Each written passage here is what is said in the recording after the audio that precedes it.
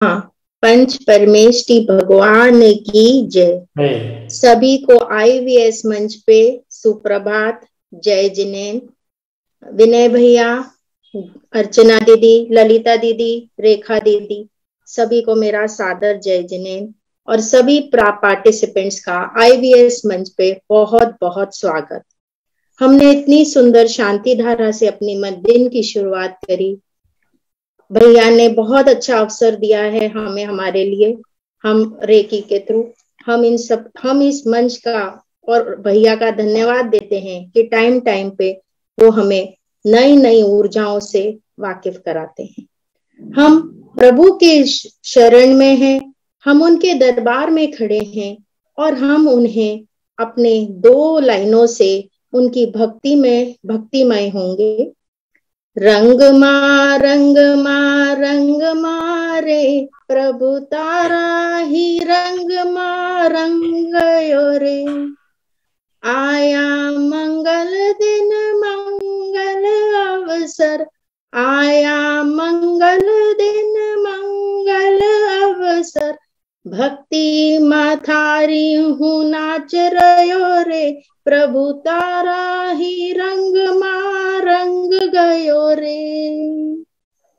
हम हमारे सेशन की शुरुआत शारीरिक सुरक्षा से करेंगे। हम हमारे कषायों का शमन करेंगे। पंच परमेष्टि की ऊर्जा से अपने हाथ को पावर हैंड्स बनाएंगे और अपने आप को दिन भर के लिए सुरक्षित करेंगे। हम सब अपने हाथ खोल के कषायों का शमन करेंगे, अपने आप को एक बार और क्लीन करेंगे। क्रोधम क्रोधम क्रोधम जी, नष्टम नष्टम नष्टम जी, मानम मानम मानम जी, नष्टम नष्टम नष्टम जी, माया माया माया जी, नष्टम नष्टम नष्टम जी, लोभम लोभम लोभम जी, नष्टम नष्टम नष्टम जी। हम पूर्ण रूप से क्लीन हो चुके हैं। हम हमारे सिंपल हैंड्स को पंच परमेष्टि की पंच ऊर्जा से पावर हैंड्स में तब्दील करेंगे। ओम अस्याउसा नमः, ओम अस्याउसा नमः, ओम अस्याउसा नमः, ओम अस्याउसा नमः, ओम अस्याउसा नमः।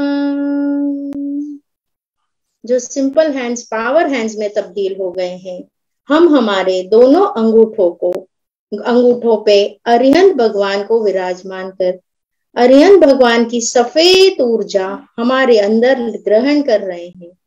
ये सफेद ऊर्जा हमारे जीवन में सुख और शांति लेकर आती है।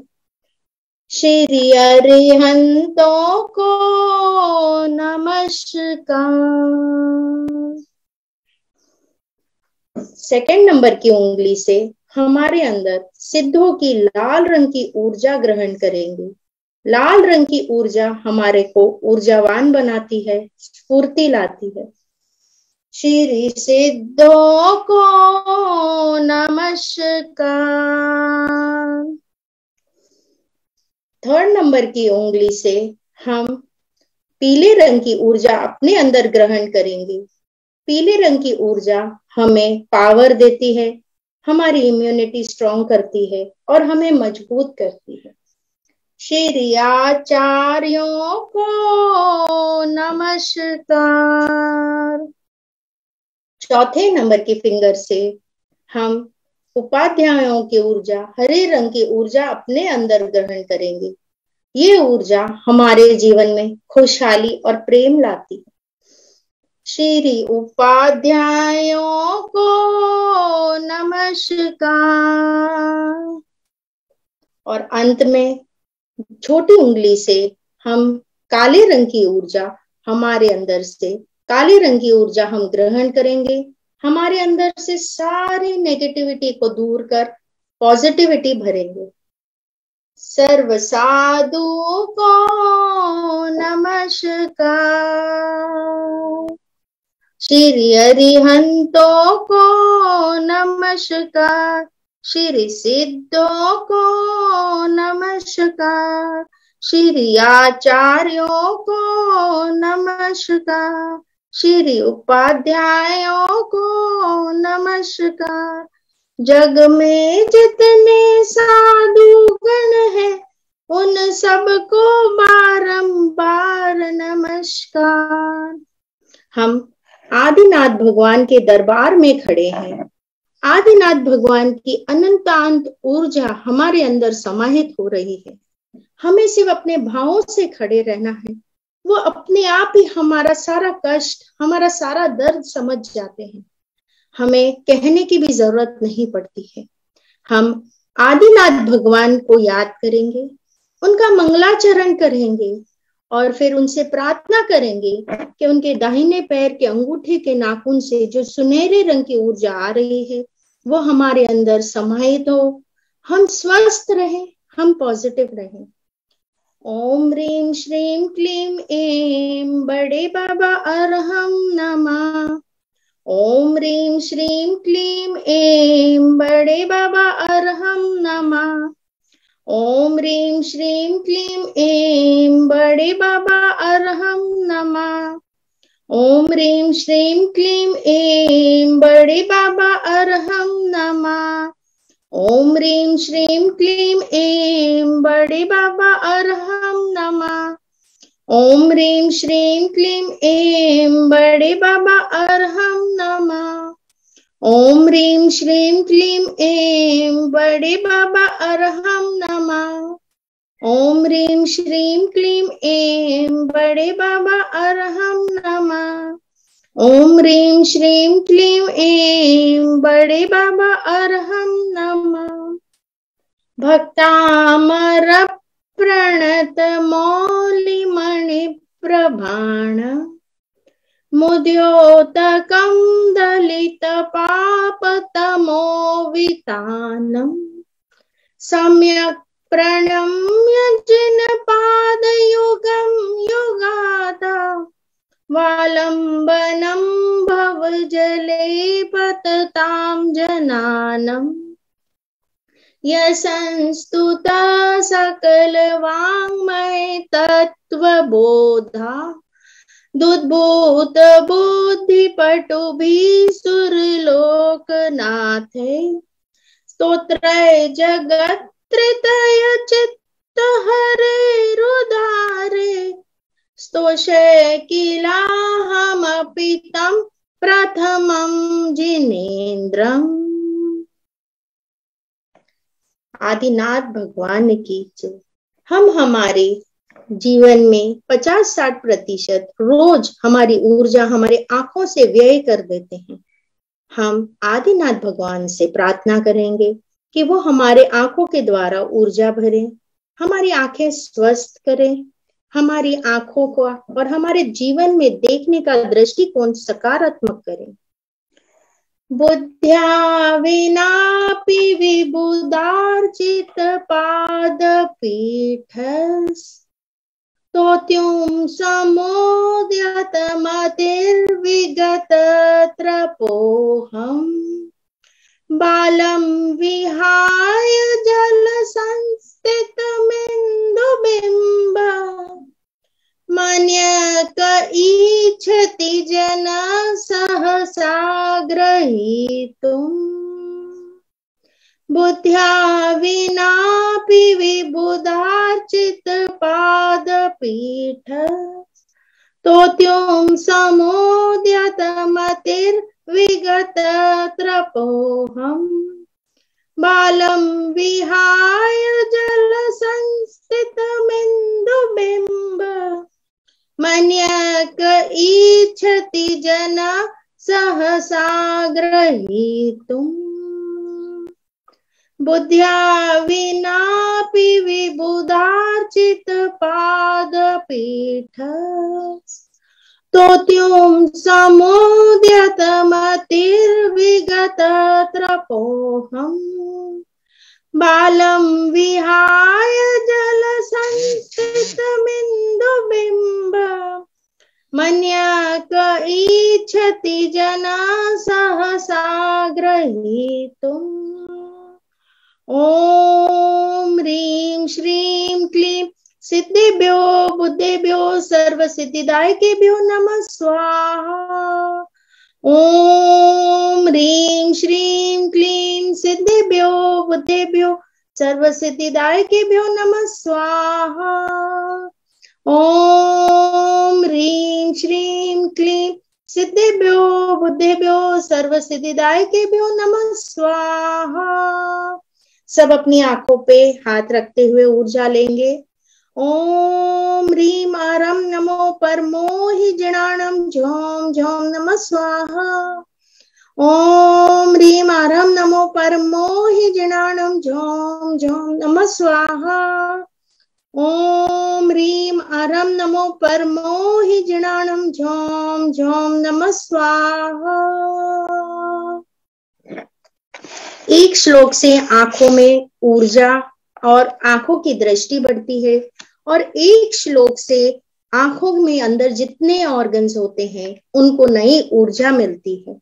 हम दोनों श्लोकों से अपने आंखों को हील करेंगे। सोहम तथापि तव भक्ति वशान मुनीश कर्तुं स्तवं विगत शक्तिरपि प्रवृत्त प्रीत्यात्मवीर्यमविचार्य मृगेन्द्रं नाभेति किं निज शिशो परिपालनार्थम्।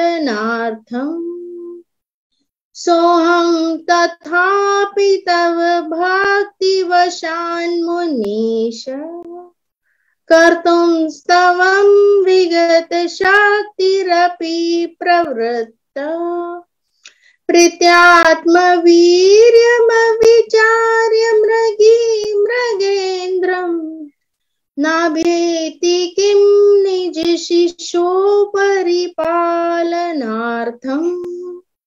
सोहं तथापि तव भक्तिवशान् मुनीश कर्तुं स्तवं विगत शक्तिरपि प्रवृत्त प्रीत्यात्मवीर्यमविचार्य मृगेन्द्रं नाभेति किं निज शिशो परिपालनार्थम्।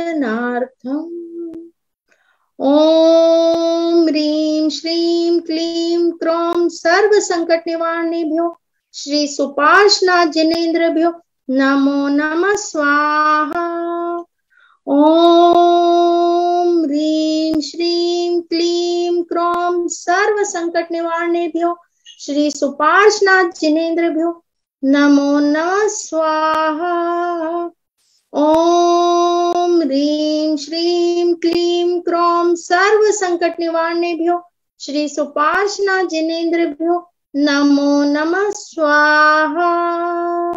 हम पुनः अपने हाथ अपने आंखों पर रखेंगे और ऊर्जा लेंगे।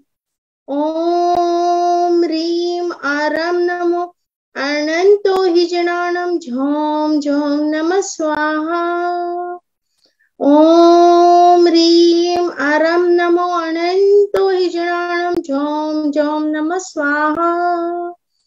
ओम ह्रीं आरम नमो अनंतो हि जनाणम झोम झोम नमः स्वाहा। हमारा नर्वस सिस्टम, हमारा ब्रेन, ये हमारे जीवन में सर्किट सिस्टम की तरह है। अगर इसमें कोई भी दिक्कत होती है तो पूरी लाइट गुल होने का डर रहता है। हम इस ब्रेन को, इस नर्वस सिस्टम को इस श्लोक से ऊर्जावान बनाएंगे। ये हमारी मेमोरी को शार्प करता है, साथ साथ में हमें जीवन में पॉजिटिव सोचने पे, वो पॉजिटिव सोचने के लिए प्रेरित करता है। अल्पश्रुतं श्रुतवतां परिहासधाम त्वद्भक्तिरेव मुकुरीकुरुते बलान्मम् यत्कोकिल किल मधुरं विरोति तचाम्रचारुकलिका निकरेक हेतु अल्पश्रुतं श्रुतवतां परिहास धाम त्वद्भक्तिरेव मुकुरी कुरुते बलान्मम् यत्कोकिल किल मधु मधुरं विरोति त्वचाम्र चारुकलिका निकरेक हेतु अल्पश्रुतं श्रुतवतां परिहास धाम त्वद्भक्तिरेव मुकुरी कुरुते बलान्मम् यत्कोकिल किल मधु मधुरं विरोति त्वचाम्र चारुकलिका निकरेक हेतु ॐ ह्रीं श्रां श्रीं श्रूं श्र हं सं थः थः थः ठः ठः सरस्वती भगवती विद्या प्रसादं कुरु कुरु स्वाहा। ॐ ह्रीं श्रां श्रीं श्रूं श्र हं सं थः थः थः ठः ठः सरस्वती भगवती विद्या प्रसादं कुरु कुरु स्वाहा। ॐ ह्रीं श्रां श्रीं श्रूं श्र हं सं थः थः थः ठः ठः सरस्वती भगवती विद्या प्रसादं कुरु कुरु स्वाहा। हम अपने सहस्त्रार यानी सिर पे हाथ रखते हुए पूरे शरीर को ऊर्जा देंगे। ओम ह्रीं आरम नमो कोट बुद्धिणम झोम झोम नमः स्वाहा। ओम ह्रीं आरम नमो कोट बुद्धिणम झोम झोम नमः स्वाहा। ओम ह्रीं आरम नमो कोट बुद्धिणम झोम झोम नमः स्वाहा। हमारे शरीर में हमारे बोन्स को टाइम टाइम से ऊर्जा मिलती रहे। हमारे शरीर में आजकल बोन्स की प्रॉब्लम कॉमन हो गई है, वात प्रॉब्लम जिसे कहते हैं। इस वात प्रॉब्लम से, इस श्लोक से हमें हमारे शरीर, हमारे बोन्स, हमारे स्केलेटल सिस्टम को नई ऊर्जा मिलेगी। इस नई ऊर्जा को ग्रहण करके हम आदिनाथ भगवान से ये प्रार्थना करते हैं कि हम उनके मंदिर में उनके दर्शन के लिए आ सके। संपूर्ण मंडल शशांक कला कलाप शुभ्रा गुणा स्त्रिभुवनं तव लंघयन्ति ये संस्कृता स्त्री जगदीश्वर नाथ मेकम् कस्तानि वारयति संचरतो यथेष्टम् संपूर्ण मंडल शशांक कला कलाप शुभ्रा गुणा स्त्रिभुवनं तव लंघयन्ति ये संस्कृता स्त्री जगदीश्वर नाथ मेकम् कस्तानि वारयति संचरतो यथेष्टम् संपूर्ण मंडल शशांक कला कलाप शुभ्रा गुणा स्त्रिभुवनं तव लंघयन्ति ये संस्कृता स्त्री जगदीश्वर नाथ मेकम् कस्तानि वारयति संचरतो यथेष्टम्। ओम भगवते कैवल्य ज्योतिषे नमः स्वाहा। ओम भगवते कैवल्य ज्योतिषे नमः स्वाहा। ओम ओम भगवते कैवल्य ज्योतिषे नमः स्वाहा। ओम भगवते कैवल्य ज्योतिषे नमः स्वाहा। ओम भगवते कैवल्य ज्योतिषे नमः स्वाहा। ओम भगवते कैवल्य ज्योतिषे नमः स्वाहा। ओम भगवते कैवल्य ज्योतिषे नमः स्वाहा। ओम भगवते कैवल्य ज्योतिषे नमः स्वाहा। ओम भगवते कैवल्य ज्योतिषे नमः स्वाहा।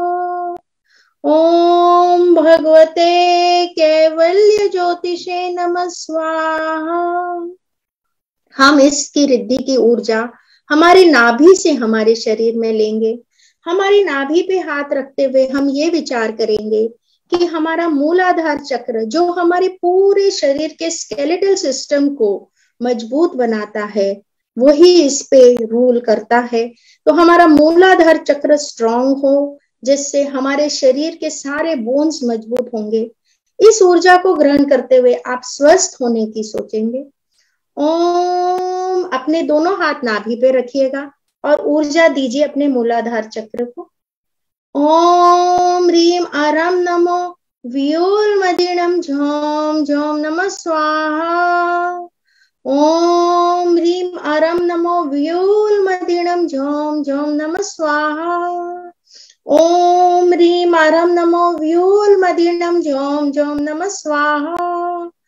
ओम ह्रीम आराम नमो व्योलमदिणम झोम झोम नमः स्वाहा। ओम ह्रीम आराम नमो व्योलमदिणम झोम झोम नमः स्वाहा। ओम ह्रीम आराम नमो व्योलमदिणम झोम झोम नमः स्वाहा। ओम ह्रीम आराम नमो व्योलमदिणम झोम झोम नमः स्वाहा। ओम ह्रीम आराम नमो व्योलमदिणम झोम झोम नमः स्वाहा। ओम ह्रीम आराम नमो व्योलमदिणम झोम झोम नमः स्वाहा। ओम ह्रीम आराम नमो व्योलमदिणम झोम झोम नमः स्वाहा। इस समय तरह तरह के प्रकृति प्रकोप चल रहे हैं, जैसे वायरल, डेंगू, मलेरिया और कोरोना। हम आदिनाथ भगवान से प्रार्थना करेंगे, उनके दरबार में खड़े होके कि हे आदि प्रभु, हमें इतनी इम्यूनिटी दीजिए, आपकी ऊर्जा से हमें इतना सशक्त बनाइए कि हम इन सब बीमारियों से बच के आपके दर्शन करने, आपकी शरण में आ सके। स्वर्गापवर्ग गम मार्ग विमार्ग निष्ठ सधर्म तत्व कथनेक पटु स्त्रीलोक्य दिव्यध्वनिर्भवति ते विशदार्थ सर्व भाषा स्वभाव परिणाम गुणे प्रयोज्य स्वर्गापवर्ग गम मार्ग विमार्ग निष्ठ सधर्म तत्व कथनेक पटु स्त्रीलोक्या दिव्यध्वनिर्भवति ते विशदार्थ सर्व भाषा स्वभाव परिणाम गुणे प्रयोज्य स्वर्गापवर्ग गम मार्ग विमार्ग निष्ठ सधर्म तत्व कथनेक पटु स्त्रीलोक्य दिव्यध्वनिर्भवति ते विशदार्थ सर्व भाषा स्वभाव परिणाम गुणे प्रयोज्य। ओम ह्रीम आराम नमो जय विजय पराजिते महालक्ष्मी अमृत वर्षिणी अमृत स्त्राविणी अमृतम भव षट सुदाय नमः स्वाहा। ओम नमो गजगमने सर्व कल्याण मूर्ते रक्ष रक्ष नमः स्वाहा। ओम ह्रीम अरम नमो जय विजय पराजिते महालक्ष्मी अमृत वर्षिणी अमृत स्त्राविणी अमृतम भव षट सुधाय नमः स्वाहा। ओम नमो गजगमने सर्व कल्याण मूर्ते रक्ष रक्ष नमः स्वाहा। ओम ह्रीम अरहम नमो जय विजय पराजिते महालक्ष्मी अमृत वर्षिणी अमृत स्त्राविणी अमृतम भव षट सुधाय नमः स्वाहा। ओम नमो गजगमने सर्व कल्याण मूर्ते रक्ष रक्ष नमः स्वाहा। हम सब अपने सहस्त्रार पर हाथ रखते हुए ऊर्जा लेंगे। ये महसूस करेंगे कि हमारी इम्यूनिटी स्ट्रांग हो रही है और हम स्वस्थ रह रहे। ओम ह्रीम अरम नमो जल्लो सही पत्ताणम झोम झोम नमः स्वाहा। ओम ह्रीम अरम नमो जल्लो सही पत्ताणम झोम झोम नमः स्वाहा। ओम ह्रीम अरम नमो जल्लो सही पत्ताणम झोम झोम नमः स्वाहा। हमारे जैन धर्म का संजीवनी श्लोक माना जाता है इस श्लोक को। इस श्लोक से असाध्य बीमारी और छोटी से छोटी बीमारी, कहते हैं सभी बीमारियों को ये ठीक करता है। कैंसर जैसे रोगों को भी ये ठीक करता है। हम भाव पूर्वक इस श्लोक का अपने अंदर ऊर्जा ग्रहण करेंगे और हम स्वस्थ रहेंगे। उद्भूत भीषण जलोदर भार भुग्ना शोचां दशामुग पताश्च्युत जीविताशा त्वत्पाद पंकज रजो मृत दिग्ध देहा मृत्या भवन्ति मकर ध्वज तुल्य रूपा। उद्भूत भीषण जलोदर भार भुग्ना शोचां दशामुग पताश्च्युत जीविताशा त्वत्पाद पंकज रजो मृत दिग्ध देहा मृत्या भवन्ति मकर ध्वज तुल्य रूपा। उद्भूत भीषण जलोदर भार भुग्ना शोचां दशामुग पताश्च्युत जीविताशा त्वत्पाद पंकज रजो मृत दिग्ध देहा मृत्या भवन्ति मकर ध्वज तुल्य रूपा। ओम नमो भगवती शूद्रोपद्रव शांतिकारिणी रोग कष्ट जरोपशमनम शांतिं कुरु कुरु स्वाहा। ओम ह्रीं भगवते भय भीषण हराय नमः। ओम नमो भगवती शूद्र उपद्रव शांतिकारिणी रोग कष्ट ज्वरोपशमनम शांतिं कुरु कुरु स्वाहा। ओम ह्रीं भगवते भय भीषण हराय नमः। ओम नमो भगवती शूद्र उपद्रव शांतिकारिणी रोग कष्ट ज्वरोपशमनम शांतिं कुरु कुरु स्वाहा। ओम ह्रीं भगवते भय भीषण हराय नमः। ओम नमो भगवती शूद्रोपद्रव शांतिकारिणी रोग काष्ठ ज्वरोपशमनम शांतिं कुरु कुरु स्वाहा। ओम ह्रीं भगवते भय भीषण हराय नमः। ओम नमो भगवती शूद्रोपद्रव शांतिकारिणी रोग काष्ठ ज्वरोपशमनम शांतिं कुरु कुरु स्वाहा। ओम ह्रीं भगवते भय भीषण हराय नमः।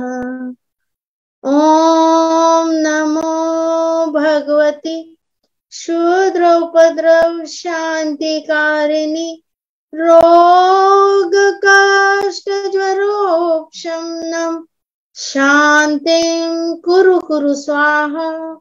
ओम ह्रीं भगवते भय भीषण हराय नमः। ओम नमो भगवती शूद्रोपद्रव शांतिकारिणी रोग काष्ठ ज्वरोपशमनम शांतिं कुरु कुरु स्वाहा। ओम ह्रीं भगवते भय भीषण हराय नमः। ओम नमो भगवती शूद्रोपद्रव शांतिकारिणी रोग काष्ठ ज्वरोपशमनम शांतिं कुरु कुरु स्वाहा। ओम ह्रीं भगवते भय भीषण हराय नमः। ओम नमो भगवती शूद्रोपद्रव शांतिकारिणी रोग काष्ठ ज्वरोपशमनम शांतिं कुरु कुरु स्वाहा। ओम ह्रीं भगवते भय भीषण हराय नमः। ओम नमो भगवती शूद्रोपद्रव शांतिकारिणी रोग काष्ठ ज्वरोपशमनम शांतिं कुरु कुरु स्वाहा। ओम ह्रीं भगवते भय भीषण हराय नमः। हम इस अद्भुत और चमत्कारी रिद्धि से हमारे सातों चक्रास को हील करेंगे और ऊर्जावान बनेंगे। हम सबसे पहले अपने सहस्त्रार चक्र पर हाथ रखेंगे और ये विचार करेंगे कि इससे जुड़े हुए सारे ऑर्गन्स स्वस्थ हो चुके हैं और सुचारू रूप से काम कर रहे हैं। ओम ह्रीं अरम नमो अक्षीण मानसानम झोम झोम नमः स्वाहा। हम दोबारा अपने आज्ञा चक्र पर हाथ रखेंगे और ये विचार करेंगे कि यहाँ से जुड़े हुए सारे ऑर्गन स्वस्थ हो चुके हैं और सुचारू रूप से काम कर रहे हैं। हमारे माथे पे हाथ रखेंगे हम। ओम ह्रीं अरम नमो अक्षीण मानसानम झोम झोम नमः स्वाहा। हमारे गले पे हाथ रखते हुए हम ये विचार करेंगे, हमारे विशुद्धि चक्र को हम ऊर्जावान बनाएंगे कि हमारे सारे ऑर्गन सुचारू रूप से काम कर रहे हैं। ओम ह्रीं अरम नमो अक्षीण मानसानम झोम झोम नमः स्वाहा। हमारे हार्ट चक्र पर हम हाथ रखेंगे और हार्ट पे हाथ रखेंगे और अनाहत चक्र को सशक्त बनाएंगे और सोचेंगे यहाँ के सारे ऑर्गन सुचारू रूप से काम कर रहे हैं। ओम ह्रीं अरम नमो अक्षीण मानसानम झोम झोम नमः स्वाहा। हम हमारे नाभि पे हाथ ले जाएंगे। नाभि पे मणिपुर चक्र है जो हमारे सारे डाइजेस्टिव सिस्टम, सारे डाइजेस्टिव ऑर्गन्स को हील करेंगे। यहाँ पे जाके ओम ह्रीं अरम नमो अखीण मानसणम झोम झोम नमः स्वाहा।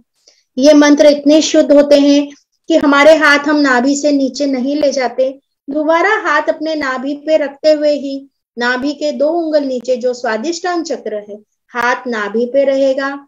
लेकिन ये सोचेंगे कि हमारे जो स्वादिष्टान चक्र है वो ऊर्जावान हो रहा है।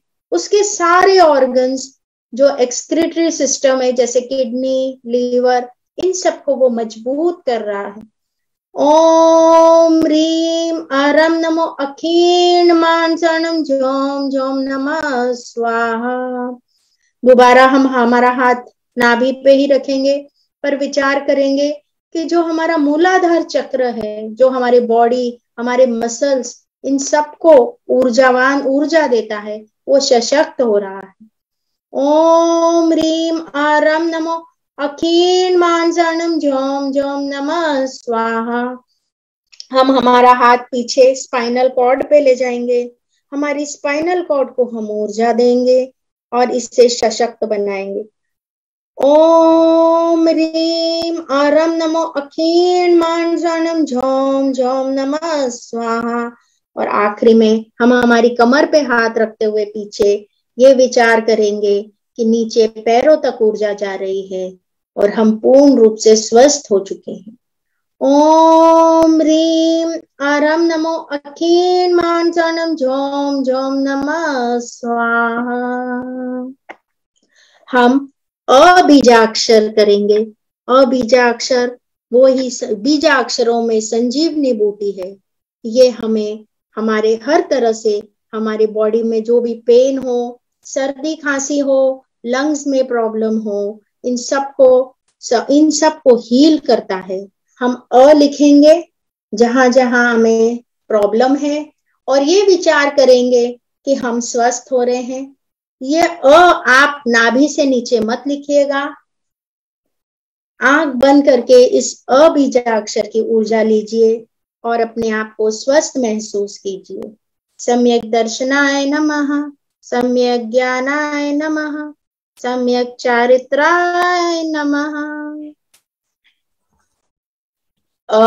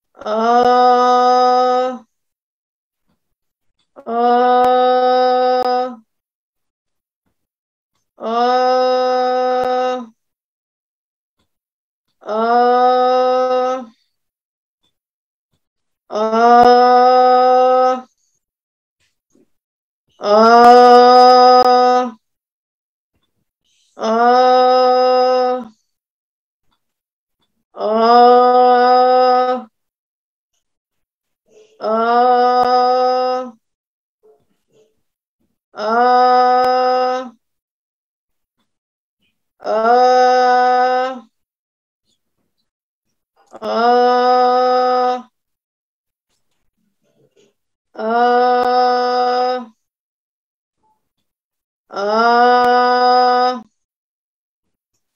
अ अ अ अ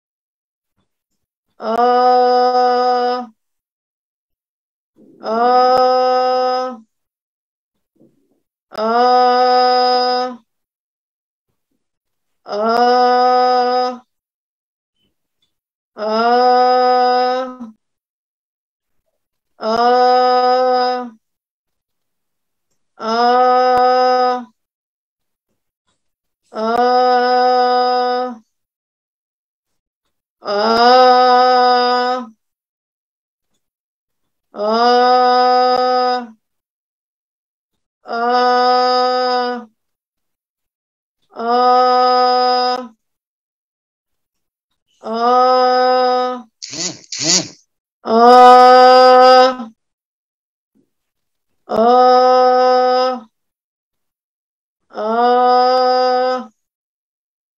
अ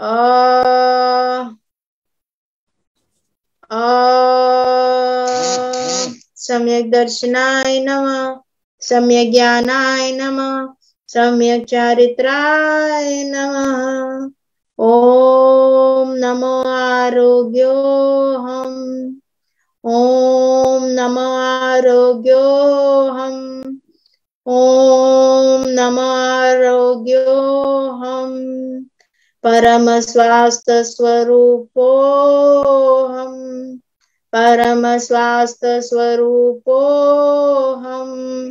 परम स्वास्थ्य स्वरूपोऽहम्। दोनों हाथों का घर्षण कीजिए और अपने पूरे शरीर पे लगाइए और आदिनाथ भगवान की ऊर्जा को अपने अंदर ग्रहण कीजिए और स्वस्थ महसूस कीजिए, स्वस्थ महसूस कीजिए। बोलो आदिनाथ भगवान की जय। रेखा दीदी। बहुत बढ़िया गोपाल जी। अब हम रेखा जी से आग्रह करते हैं, हमारे सेंटर हेड पाठशाला ब्रांच नोएडा की रेखा जी आपको कुछ समीक्षा करेंगी, कुछ ज्ञान की बातें बताएंगी और जो आपके लिए लाभकारी होंगी अनुभव करिए और उनको जरूर जरूर कंडक्ट में लाने की कोशिश करिए। ऐसे रेखा जी से हम अनुरोध करते हैं, आए। जी भैया, थैंक यू भैया। भैया उसमें लाइट चली जाती है कई बार, तो रेखा एससी जैन उनको भी कोहोस्ट बना दीजिए। किसी वजह से लाइट चली जाए तो कोहोस्ट वो चैट बॉक्स में जरूर लिख दीजिए आप। हाँ, मैंने हैंड रेज कर दिया है उसमें एससी जैन। वो गया, चैट बॉक्स में लिखिए जरूर कि जी, आपने जो यस और नो बोले थे, बहुत लोगों ने नहीं लिखा है, जरूर क्या लिखना है, आप अपने विचार जरूर रखें। जी भैया। यस और नो, आपके विचारों को अहमियत दी जाएगी। यदि आपके नहीं है तो नो लिखिए, कोई प्रॉब्लम नहीं है, लिखिए आप जरूर। गोपाल जी ने बहुत सुंदर हीलिंग कराई, गोपाल जी ने बहुत सुंदर हीलिंग कराई। उसी कड़ी में मैं लास्ट का श्लोक बोलती हूँ भक्तामर जी का। भक्तामर जी के हर श्लोक में असीम शक्ति है हीलिंग के लिए। आज मुझे भी अवसर हुआ कि बोलने का, तो एक श्लोक मैं भी बोलती हूँ जो कि हमें मोक्ष लक्ष्मी तो दिलाएगा ही दिलाएगा, सांसारिक लक्ष्मी भी साथ में मिलेगी। वो श्लोक मैं आपके सामने करती हूँ। स्तोत्र श्रजम तव जीने दृगुनिर्निबद्धां भक्त्या मया विविधवर्णविचित्रपुष्पां तत्ते जनो ये कण्ठगतामजस्रं तं तुङ्गमविशा समुपेति लक्ष्मी स्तोत्र श्रजं तव जिनेन्द्र गुणैर्निबद्धां भक्त्या मया विविध वर्ण विचित्र पुष्पां तत्ते जनो ये कण्ठगतामजश्रं तम्मान तुंगमवशा समुपेति लक्ष्मी स्तोत्र श्रजं तव जिनेन्द्र गुणैर्निबद्धां भक्त्या मया विविध वर्ण विचित्र पुष्पां दत्ते जनो ये कण्ठगतामजश्रं तमान तुंगमवशा समुपेति लक्ष्मी तमान तुंगमवशा समुपेति लक्ष्मी तमान तुंगमवशा समुपेति लक्ष्मी। मंत्र ओम ह्रां ह्रीं ह्रूं ह्रौं है असियाउसा जोम जोम नमः स्वाहा। ओम नमो भगवतो Mehdi Mahavir वड्डमाणानं zone बुद्धिरिसिनं zone zone नमः स्वाहा। ओम ह्रां ह्रीं ह्रूं ह्रौं है असियाउसा झोम झोम नमः स्वाहा। ओम नमो भगवतो मेहदी महावीर वड्डमाणानं बुद्धिरिसिनं झोम झोम नमः स्वाहा। ओम ह्रां ह्रीं ह्रूं ह्रौं है असियाउसा झोम झोम नमः स्वाहा। ओम नमो भगवतो मेहदी महावीर वड्डमाणानं बुद्धिरिसिनं झोम झोम नमः स्वाहा। रिद्धि ओम ह्रीं अरं नमो सव्यसाहुणम्। ओम ह्रीं अरं नमो सव्यसाहुणम्। ओम ह्रीं अरं नमो सव्यसाहुणम्। यह प्रतिक्रमण पहले होगा बाद में? कर दीजिए कर दीजिए, हीलिंग खत्म करके फिर हम बाकी बातें करेंगे जी। हे अरिहंत प्रभु,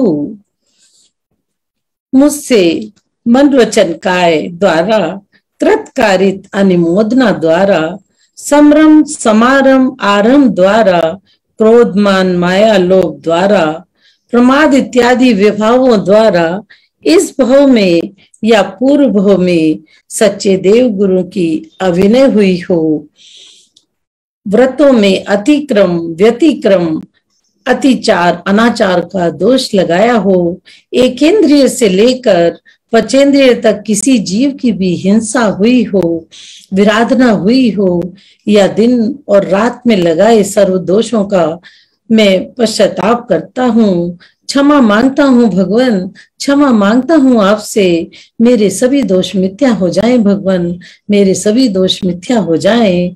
किन्हीं कारणों की वजह से जिन जीवों को मैंने दुख पहुंचाया हो, मन दुखाया हो, उन सभी जीवों से मैं करबद्ध प्रार्थना करता हूँ कि वो मुझे माफ करें, और उनसे प्रार्थना ये भी करता हूँ कि क्षमा भी करें मुझे। और मैं साक्षी मानकर ये संकल्प लेता हूँ कि ऐसी गलतियां मुझसे दोबारा ना हो कभी भी। मैंने साथ में कुछ कार्य अच्छे भी किए हैं प्रभु, कुछ अच्छे कार्य भी किए हैं, जैसे जिन दर्शन, जिन पूजन करना, तीर्थ वंदना, पंच कल्याणकों में जाना, शिविरों में जाना, औषधि दान, कुछ कुछ मैंने भी अपने भावों के साथ किया है भगवान। तो मैं ऐसे अच्छे कार्य भविष्य में भी करता रहूंगा। मेरे संपर्क में जितने भी लोग आएंगे, मैं उन्हें अच्छे कार्य करने के लिए और बुरे कार्य ना करने के लिए प्रेरित भी करूंगा भगवान। हे भगवान, मुझे शक्ति देना कि मैं शारीरिक रूप से, मानसिक रूप से और आध्यात्मिक रूप से, और जितना जरूरी हो उतना आर्थिक रूप से स्वस्थ रहूं और मोक्ष मार्ग के प्रशस्त रहूं, मोक्ष मार्ग में प्रशस्त रहूं। इन्हीं भावना के साथ आज हम अनुष्ठान ये कर रहे हैं भगवान। ये अंतिम श्वास तक मेरा ये धर्म का जो अनुष्ठान है वो चलता रहे और सब स्वस्थ रहे, ऐसी मैं कामना करता हूँ। मैं स्वस्थ हूँ, मैं स्वस्थ हूँ, मैं स्वस्थ हूँ, मैं स्वस्थ हो रहा हूँ, मैं स्वस्थ हो रहा हूँ, मैं स्वस्थ हो रहा हूँ, मैं स्वस्थ हो चुका हूँ, मैं स्वस्थ हो चुका हूँ, मैं स्वस्थ हो चुका हूँ। स्वस्थो हम, स्वस्थो हम, सुरक्षितो हम, सुरक्षितो हम। ओम नमः सिद्धेभ्य, ओम नमः सिद्धेभ्य, ओम नमः सिद्धेभ्य। ओम शांति, ओम शांति, ओम शांति, ओम सुखम, ओम सुखम, ओम सुखम। अरहंत भगवान की जय, 24 भगवान की जय। रेखा जी अब आगे और आपको बताएंगी कुछ। आज रेखा जी का हीलिंग सेशन में डेब्यू था, तो लोगों ने बोला है रेखा जी आपको पहली बार सुना, बहुत अच्छा लगा, बहुत सुंदर हीलिंग। तो आज डेब्यू था, आगे और भी होगा। सही कह रहे हैं बात है। तो चलिए आगे, जिसकी समीक्षा करती हैं हर चीज की बड़ी गहन गहराई के साथ, ऐसे कुछ विचार आपके सामने वो रखेंगी, आप लोग ध्यान से सुनिए। आज मेरा बहुत बड़ा सौभाग्य है भैया कि आज मुझे आदेश हुआ कि कुछ बोलने का, तो इसके लिए मुझे खुशी भी है, बहुत खुशी है। और मैं बहुत आभार व्यक्त करती हूँ आपका कि मुझे ये मिला समय बोलने के लिए। मैं कुछ बात करना चाहती हूँ कि जैसे कि प्रभु की असीम अनुकंपा से मुझे ये वाणी मिली है, लेकिन दीदी ने, अर्चना दीदी ने उसमें धर्म के फूल महका दिए हैं। मेरी वाणी में धर्म के फूल अर्चना दीदी ने महकाए हैं। ये सारा श्रेय उन्हीं को जाता है। उन्होंने मेरी वाणी को मुखरित किया है, उन्होंने मेरी वाणी को मुखरित किया है। नहीं तो मेरी ये कभी मैं बोलने का हिम्मत नहीं किया, मैंने कभी बोला नहीं धर्म के बारे में। तो ये सब उनको ही जाता है पूरा श्रेय उनकी। और साथ ही विनय भैया, मंजू दीदी, अर्चना दीदी, इन लोगों का भी मेरे जीवन में बहुत महत्व रहा, क्योंकि इन लोगों ने एक मोटिवेशन दिया मुझे कि मैं आगे बोल सकती हूँ। ये मोटिवेशन इन लोगों का दिया हुआ है। और विनय भैया, मैं कह सकती हूँ कि विनय भैया जो भी डिसीजन लिए 1.5 साल में, उन्होंने वो सभी डिसीजन सबकी वेलफेयर में लिए हैं, सबकी वेलफेयर में लिए हैं। यही कारण है कि आज सब लोग उन्नति के शिखर पर पहुंच रहे हैं, जो कि श्रेय इन्हीं लोगों को जाता है। और मंजू दीदी का भी अहम रोल रहा है और ललिता दीदी का भी उसमें अहम रोल है। मैं सभी को नतमस्तक हूँ, सभी के लिए आभार व्यक्त करती हूँ, सभी पार्टिसिपेंट्स की तरफ से। और सबसे बड़ी बात यह है कि दीदी के बारे में कोई शब्द प्रशंसा के कहना ऐसा है, इस तरह है जैसे कि एक दिए को मैं रोशनी दिखाने की कोशिश करूं। वो साक्षात दीपक है हमारे लिए। मैं उनके बारे में क्या कह सकती हूँ, मैं बहुत छोटा पड़ जाती हूँ, बहुत छोटी हूँ जो उनके लिए कुछ कहूँ, लेकिन वो व्यक्तित्व महान है। उनके बारे में कुछ पंक्तियां मैं बोलती हूँ। मिले हो तुम हमको, मिले हो तुम हमको, अर्चना दीदी, मिले हो तुम हमको बड़े नसीबों से, बड़े नसीबों से मिलाया है हमको, मिलाया है हमको उस असीम शक्ति ने, उस परम शक्ति शक्ति ने जिंदगी में हमारी, जिंदगी में हमारी जो भी थी कमी, जो भी थी कमी, तुम्हारे आ जाने से अब नहीं रही, तुम्हारे आ जाने से अब नहीं रही। सदा ही रहना तुम, सदा ही रहना तुम, जूम आईडी पर, जूम आईडी पर। मिले हो तुम हमको बड़े नसीबों से, मिले हो तुम हमको बड़े नसीबों से, मिलाया है हमको उस परम शक्ति ने, उस परम शक्ति ने। और ये बिल्कुल सही बात है, इसमें कोई अतिशयोक्ति नहीं है कि हम लोगों का, सभी पार्टिसिपेंट्स का ज्ञान उत्तरोत्तर वृद्धि की ओर जा रहा है, उत्तरोत्तर। घर बैठे हमें ये चीजें मिल रही हैं 1.5 साल से। घर बैठे मिलना ज्ञान का एक बहुत बड़ी बात है कि गंगा जो बह रही है नागपुर से, वो बहते हुए सबके घरों में जा रही है और रोज हम लोग वो उपदेश सुन रहे हैं और हमारे अंदर, हमारे आचरण में वो चीजें आ रही हैं। ये एक बहुत बड़ी बात है जो सभी को समझ में आती है कि सबके आचरण में कुछ ना कुछ परिवर्तन हो रहा है। ये फर्क हो सकता है, किसी में कम है, किसी में ज्यादा, लेकिन फर्क अल्टीमेटली सब में है और सब ये फील कर रहे हैं और उनके दूसरे जानने वाले भी ये फील कर रहे हैं। तो मैं अर्चना दीदी की बहुत बहुत अनुमोदना करती हूँ, अंतर वंश से करती हूँ। वो आज हमारे लिए सागर बनी हुई है, ज्ञान का सागर बनी हुई है। उनकी अनुमोदना करती हूँ और शत वंदन करती हूँ, नमन करती हूँ उनको, बहुत बहुत नमन है। आज यही कारण है कि आज को शब्द बोलने के लिए मैं बैठ जाती हूँ, अदरवाइज मेरे अंदर नहीं था बोलने का। और लेकिन आज मैं जो भी कुछ बोलने जा रही हूँ, हो सकता है उसमें कुछ त्रुटि हो, कुछ गलती हो जाए मुझसे, तो सभी मेरे को क्षमा करें। और मैं अर्चना दीदी, विनय भैया, ललिता दीदी, मंजू दीदी, सभी को जय जिनेंद्र करती हूँ, सभी पार्टिसिपेंट्स को जय जिनेंद्र करती हूँ अपनी बात कहने से पूर्व। तो दीदी हमें अक्सर सिखाती है, एक चीज सिखाती है कि हम यदि मंदिर में जाएं तो हम ऐसे ही नहीं दर्शन करके वापस लौट आए कि हम गए और दर्शन किया, चावल अर्घ चढ़ाया, चावल चढ़ाए और वापस आ जाएं। हमें प्रतिमा को एक टक निहारना है, अपलक निहारना है, निर्निमेष निहारना है, बिना पलक झपकाए निहारना है। इस कथन से उनका तात्पर्य है कि हम अपनी कनेक्टिविटी भगवान से, प्रतिमा से जोड़ लें। और यदि वो कनेक्टिविटी बन जाती है हमारी, तो जो भगवान के अंदर, तीर्थंकर के अंदर जो हमारे अनंत शक्तियां हैं, कुछ ना कुछ हमारे अंदर भी उनका समावेश हो जाएगा, कुछ वो हमारी तरफ भी आने लगेंगी। तो कनेक्टिविटी एक बहुत ज्यादा जरूरी है। और दूसरी बात, जो हम पोस्चर में, हम जब उनसे कनेक्टिविटी बनाएंगे तो जो पोस्चर होगा प्रतिमा का, उसकी तरफ हमारा ध्यान जाएगा, अच्छे से ध्यान जाएगा कि वो किस तरह से विराजमान है भगवान। तो हमारा ध्यान जाएगा कि वो बैठे हुए हैं, हमारी सबसे पहले दृष्टि जाएगी उनके नेत्रों पर, जो ने आधी पूरी तरह से न आधी खुली हुई है, न पूरी तरह से बंद है।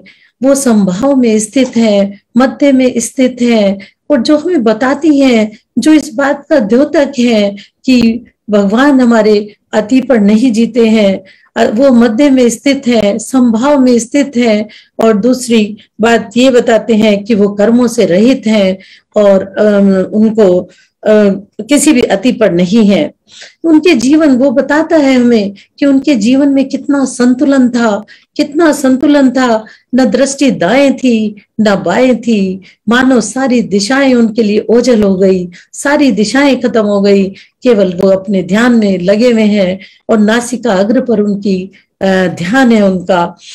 उनके मन में कोई चंचलता नहीं है, उनकी परम शांत मुद्रा है। आज मैं उनकी नासिका अग्र का जो उनका है, उसी बात पर ही ज्यादा जाऊंगी, बताऊंगी कि किस तरीके से हम भी उस तरीके से कर हम भी कुछ कर सकते हैं अपने जीवन में। तो उनका ध्यान मध्य में ठहर गया, भगवान का तीर्थंकर का ध्यान।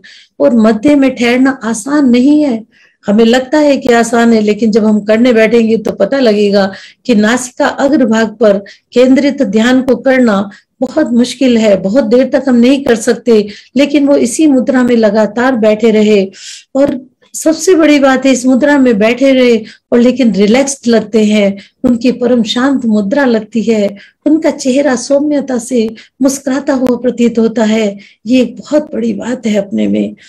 और ये नासिका अग्र पर जो ध्यान ले जाते हैं भगवान, तो वो ध्यान अत्यंत ही महत्वपूर्ण है, क्योंकि वह हमारे मानसिक एकाग्रता को बढ़ाता है, हमारे कंसंट्रेशन को बढ़ाता है। जैसे कि दीदी रोज मॉर्निंग सेशन में बोलती हैं, लेकिन यदि हमारी कंसंट्रेशन नहीं होगी उस पर, तो हमें कुछ भी समझ में नहीं आएगा, कुछ भी हम एब्जॉर्ब नहीं कर पाएंगे, कुछ भी हम नहीं समझ पाएंगे।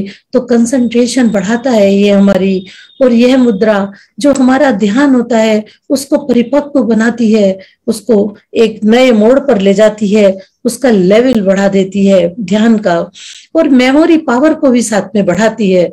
ये जो भगवान का जो पोस्चर है, जो प्रतिमा जिस स्थिति में है, और यदि ये सब चीजें आ जाती हैं तो हमें मन पर नियंत्रण रखना भी आ जाता है, जो कि बहुत हमारे लिए जरूरी है।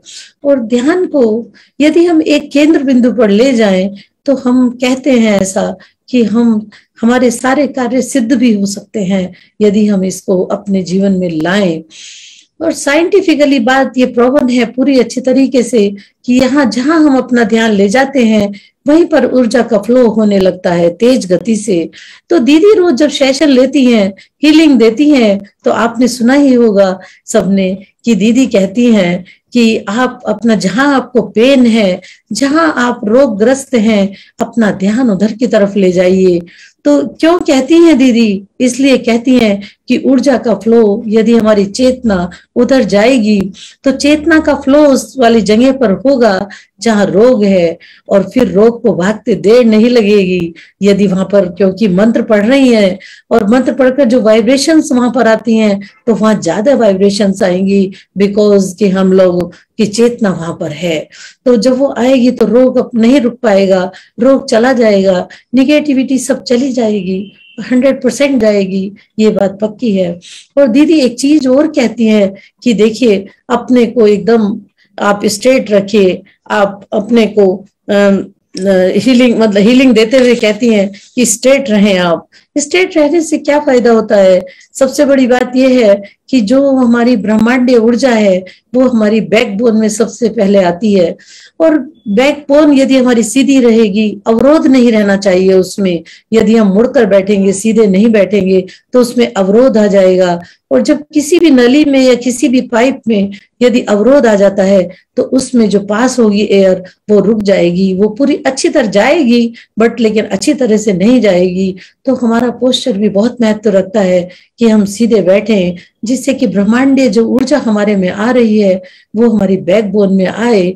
और बैकबोन में जब वो आ जाएगी तो वहां 72,000 नाड़ियां केवल बैकबोन से निकलती हैं, और वो यदि वहां से पास पूरे शरीर में होती हैं और हमारा शरीर सशक्त बन जाता है उससे, तो हमें अगर स्ट्रेट बैठेंगे तो वो शक्तियां सारी जो ब्रह्मांडीय पूरे शरीर को हमारे सशक्त बनाएगी।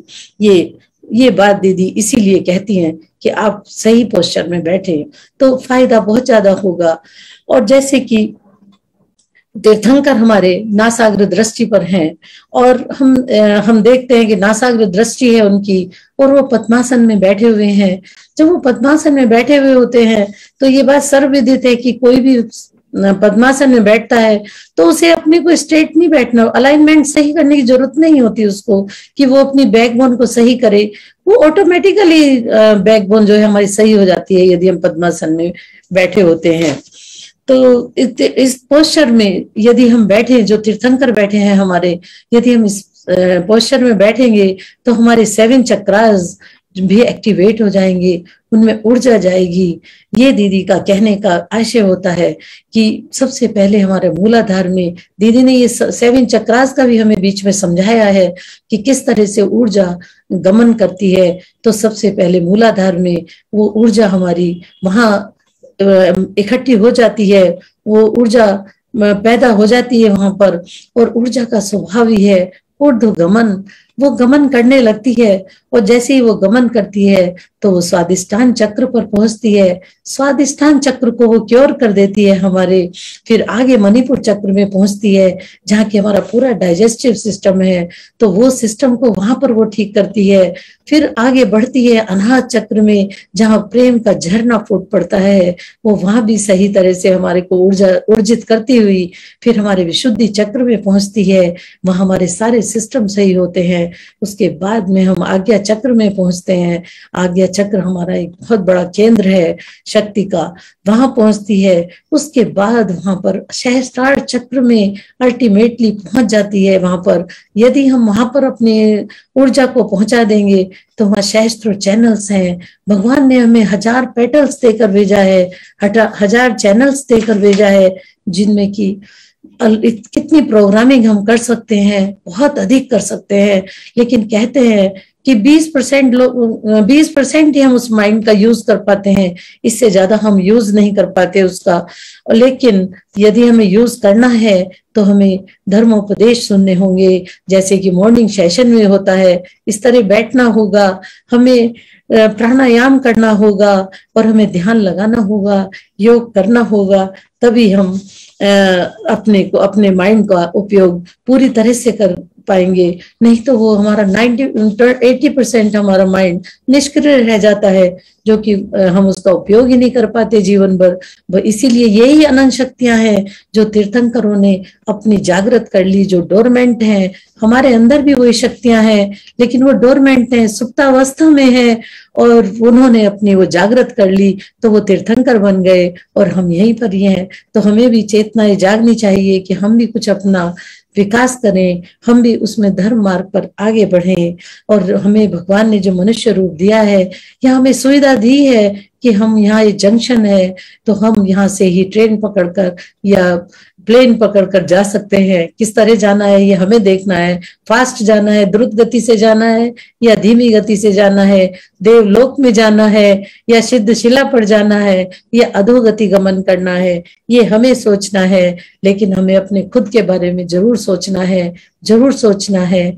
कुछ पंक्तियां बताती हूँ।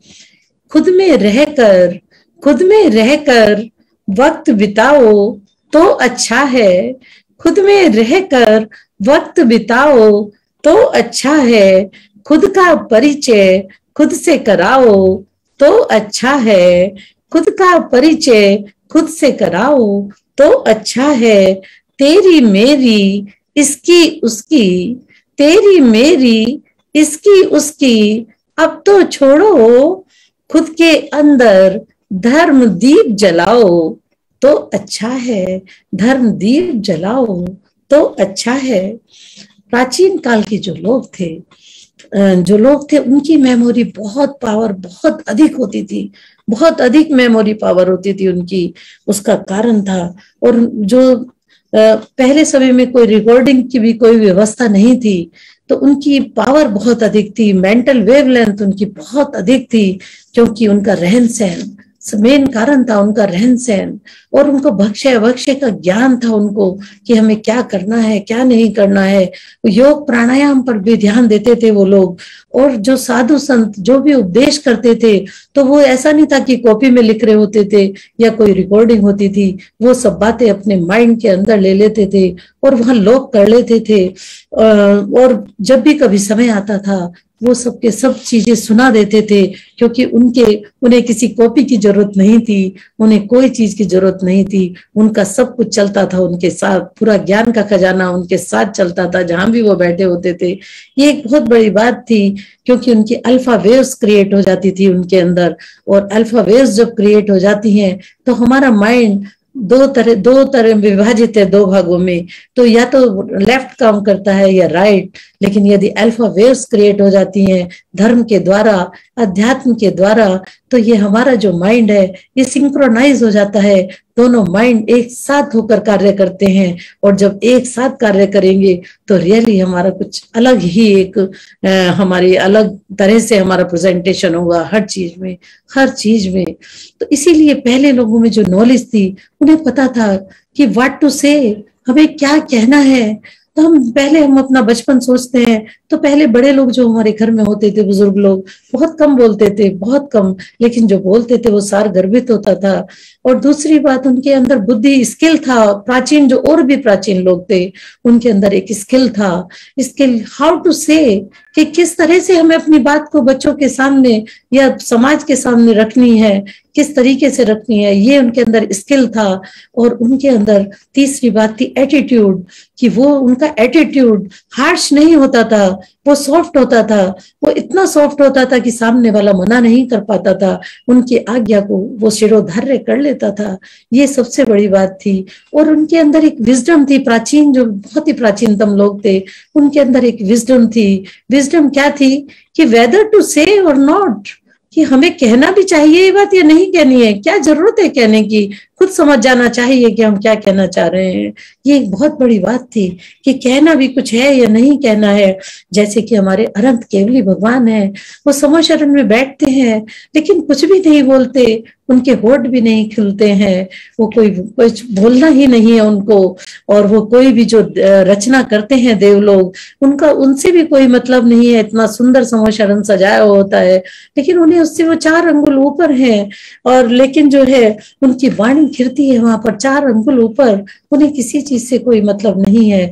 और वो वाणी उनकी जो खिरती है, वो सब लोग जितने भी वहां पर बैठे होते हैं, सब लोग अपनी अपनी माइंड की रेंज के अनुसार और अपनी अपनी भाषा के अनुसार, जो भी जिसकी भाषा है उसी रूप में वो ग्रहण कर लेते हैं। ये बहुत बड़ी बात है। ये आज के समय में व्यवस्था है कि किसी प्रोग्राम में जाएं तो यदि हिंदी में कोई प्रोग्राम हो रहा है और वहां फॉरेनर्स भी बैठे हुए हैं, तो उनको दे दिया जाता है लगाने के लिए इंस्ट्रूमेंट कान पर, तो वो इंस्ट्रूमेंट लगाते हैं, तो वो कन्वर्ट होकर भाषा वो उनके पास तक पहुंचती है। तो वही एक सिस्टम देखिए कितने उसमें समो शरण में था। वो चीज नहीं लगाई जाती थी कान में, लेकिन वो सब लोग अपनी अपनी भाषा में समझ जाते थे। ये एक बहुत बड़ी बात थी। जो ये सब चीजें दीदी की बताई हुई हैं, जो समो शरण की बातें भी दीदी ने अक्सर हमें बीच बीच में बताई हैं। और वहां सबसे बड़ी बात यह है कि जितने भी लोग बैठे होते थे, सब अपनी अपनी रेंज के अनुसार समझ जाते थे बातों को, अपनी अपनी भाषा के अनुसार। लेकिन वहां जो गंधर्व होते थे, क्योंकि उनकी वाणी खिरती ही जब थी भगवान की, जब गंधर्व होते थे, तो उसका कारण ये रहा होगा क्योंकि उनकी वाणी तो मुंह से तो बोलना नहीं है। तो गंधर्वों में इतनी शक्ति होती थी, इतनी पावर होती थी कि वो अपनी बात, उनकी बात को, उनकी वाणी को अपने अंदर रख लेते थे। और वो उनको फिर आचार्यों और हमारे साधु संतों मुनियों को वहां पर आगे बढ़ा देते थे उस वाणी को, और वो उनको लिपिबद्ध कर देते थे। तो वो यही कारण है आज द्वादशांग वाणी हमारे पास है। द्वादशांग वाणी माता हमारे पास है और हम उसको पढ़ पाते हैं। और ये जो भगवान की मुद्रा है, ये जो नाक पर उनका ध्यान है, नासिका अग्रभाग पर, ये इंट्यूटिव पावर भी बढ़ाता है। यदि हम इस तरह का हम बैठे ध्यान लगाकर और नाक पर ध्यान लगाएं तो इंट्यूटिव पावर हमारी बढ़ती है, जरूर बढ़ेगी इंट्यूटिव पावर। और ये यदि ये बढ़ गई हमारी इंट्यूटिव पावर, यदि हमने अपनी बढ़ा ली, तो समझिए कि जीवन में आनंद का सागर लहरा जाएगा, जीवन में आनंद का सागर लहरा जाएगा। आप लोगों ने देखा होगा जब हम महाराज श्री के पास दर्शन करने जाते हैं, मुनि श्री के पास दर्शन करने जाते हैं, तो लेकिन हमें समझ में नहीं आता, हम जाते हैं हमें समझ में नहीं आता, लेकिन वो उनके अंदर इंट्यूटिव पावर बहुत अधिक है, बहुत अधिक इंट्यूटिव पावर है।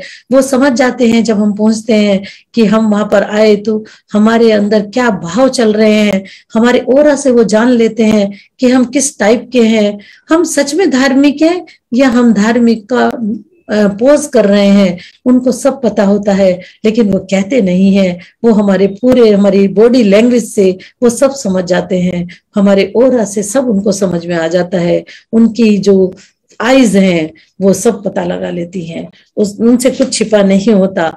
और सबसे बड़ी बात यह है इंट्यूटिव पावर की, कि हम जब विपरीत परिस्थिति में होते हैं, कठिन परिस्थिति में होते हैं, तो हमें एक निर्णय लेने की, उस समय हम निर्णय की स्थिति में नहीं होते, हम एक स्ट्रॉन्ग निर्णय ले सकते हैं कि हमें क्या करना है और क्या नहीं करना है। ये चीज हमें समझ में आ जाती है। और हमें समझ में आ जाता है कि परिजन धन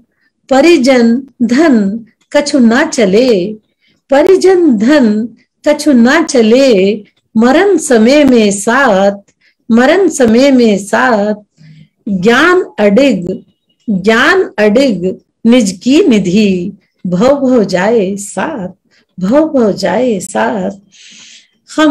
हमारा क्या है, हम में क्या कमी है? सबसे बड़ी कमी क्या है हम लोगों में कि हम अतियों पर जीते हैं, या तो हम दुख में इतने दुखी हो जाते हैं, दुख में इतने दुखी हो जाते हैं कि हम दूसरों पर ही दोषारोपण कर लेते हैं।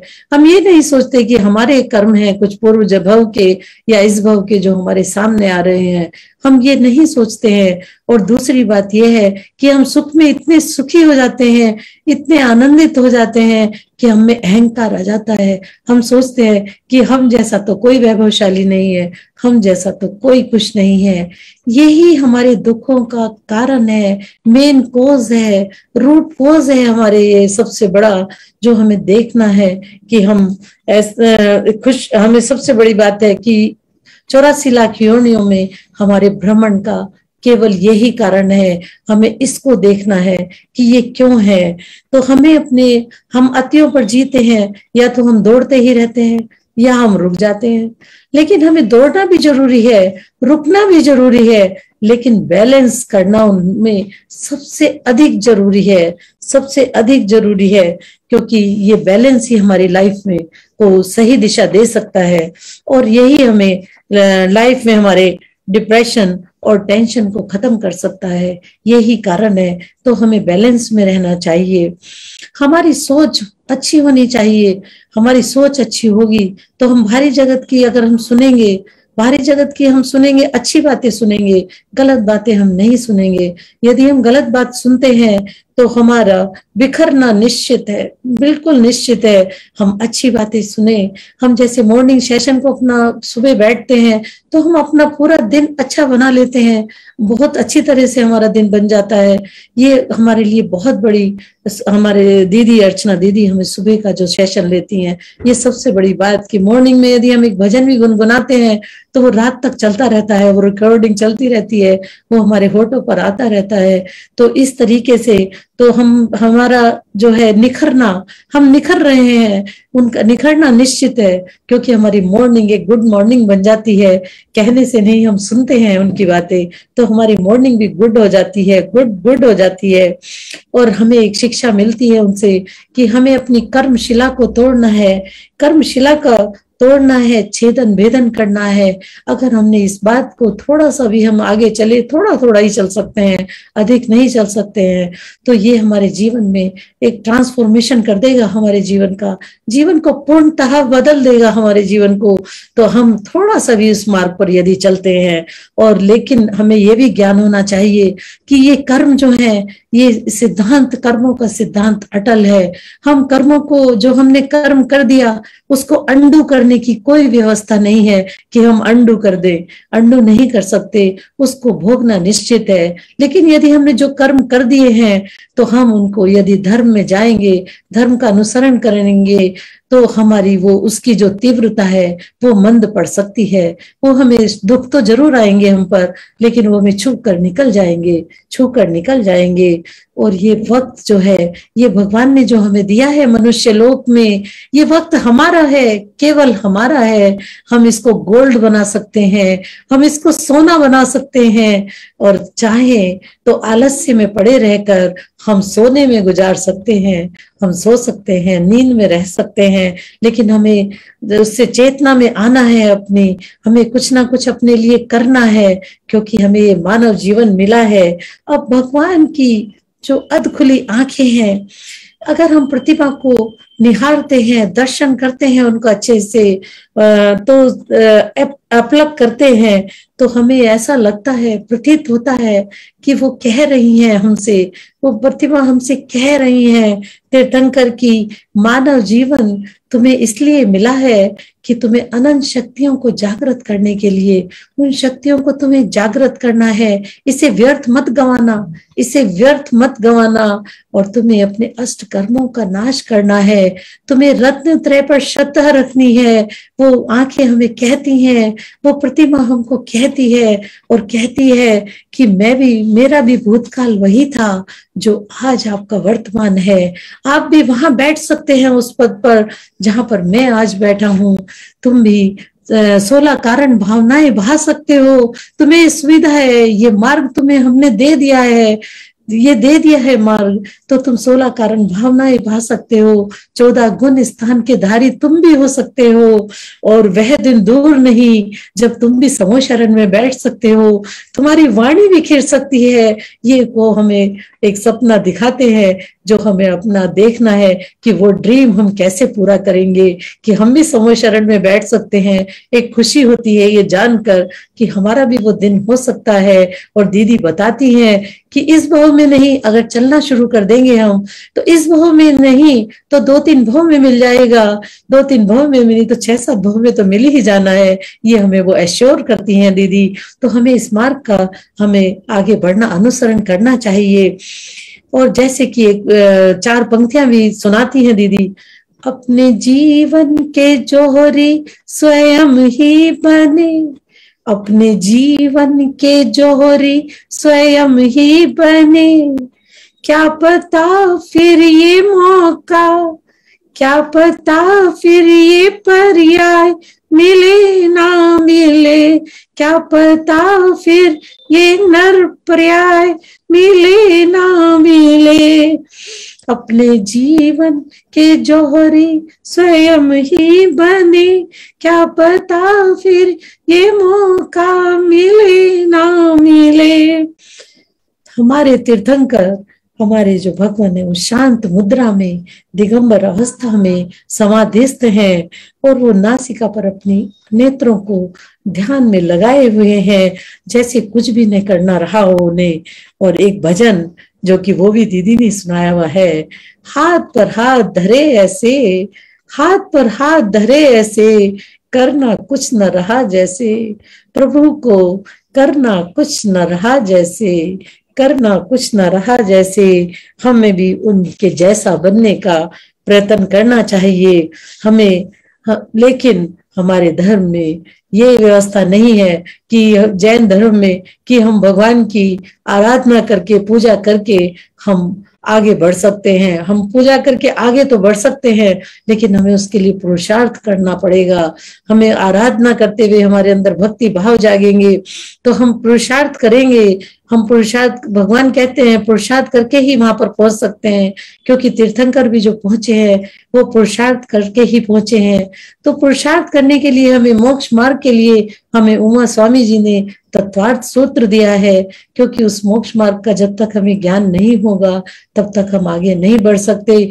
जब तक हमें इफ एंड बट उसके पता नहीं लगेंगे मार्ग के, तब तक हम आगे नहीं पहुंच सकते। तो वो उन्होंने हमें तत्वार्थ सूत्र, जिसमें पूरा जैन आगम का समावेश है, वो उन्होंने हमें दिया, हमारे सामने रखा।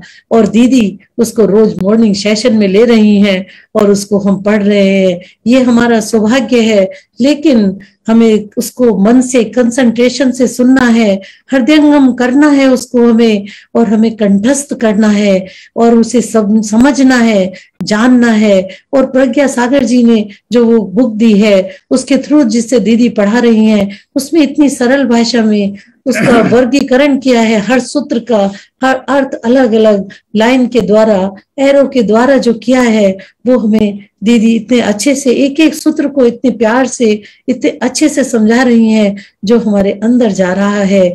उसके लिए मैं बहुत बहुत आभार व्यक्त करती हूँ दीदी का, कि हमें सुबह को ये ज्ञान मिल रहा है और हमारे मन में भी ये भावना चल गई है कि हाँ, हमें मोक्ष मार्ग की तरफ जाना है। और यदि ये भावना ही बन जाती है केवल, तो हमारा मार्ग हमारे लिए खुद ही प्रशस्त हो जाता है, खुद ही खुल जाता है, क्योंकि हम ही सब चीजों के कर्णधार हैं। यदि हम जो भावना अपने मन में भा लेंगे, वो मार्ग हमें निश्चित रूप से प्रभु स्वयं ही दे देंगे। हमारे तीर्थंकर हमें स्वयं ही दे देंगे। जरूरत है हमें खुद जागृत होने की, जागृत होने की, जागृत होने की। इसी के साथ मैं अपनी 4 लाइनों के बाद अपना ये कथन, अपना जो बोलना है, ये मैं विराम लेती हूँ। इसके लिए तो हम लोगों को ये भावना बानी चाहिए कि हे प्रभु, हे प्रभु, हे प्रभु, चाह नहीं मेरी कि मैं पूरा पथ एक साथ जान सकूं, चाह नहीं मेरी कि मैं पूरा पथ एक साथ जान सकूं। दे प्रकाश इतना, हे प्रभु, दे प्रकाश इतना कि मैं हर अपना अगला कदम पहले ही पहचान सकूं। यदि मैंने इसको पहले ही पहचान लिया तो फिर मैं कोई गलत कदम उठा ही नहीं पाऊंगी। इसका आशय यह है कि मैं कोई अपना गलत कदम उठा ही नहीं पाऊंगी। इसके साथ ही मैं खत्म करती हूँ और सभी पार्टिसिपेंट्स को जय जिनेंद्र करती हूँ। अर्चना दीदी, विनय भैया, ललिता दीदी, सबको जय जिनेंद्र कहती हूँ। और मेरी जो कोई गलती हुई हो, भूल चूक हुई हो, क्योंकि भूल होना स्वाभाविक है, हो सकती है, तो उसके लिए मैं क्षमा प्रार्थी हूँ। सभी लोग मुझे क्षमा करें।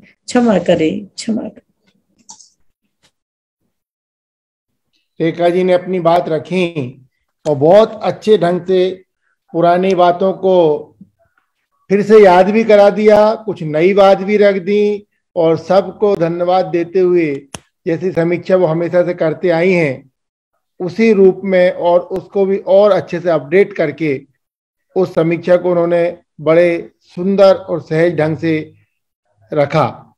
नासा दृष्टि के बारे में बताया और बहुत ही अच्छी बात बताई कि नासा दृष्टि हम सब लोगों को भी अपनी बनाना चाहिए ना। तो इस प्रकार ये सभी चीजें उन्होंने रखी। तो आज फिर एक मैसेज इन्होंने डाला है, तो मैसेज डालने की कोई दिक्कत नहीं है, आप आके सामने हमसे डिस्कशन कर सकते हैं कि जिनको भी मैसेज डाले हैं वो हम खुला उनके साथ आमंत्रण देते हैं कि वो आए और अपने सामने हमारी बात रखें। हम कहीं कोई डिस्कशन करने में कोई भी दिक्कत नहीं है जब हम अच्छे भावों के साथ सेशन चला रहे हैं।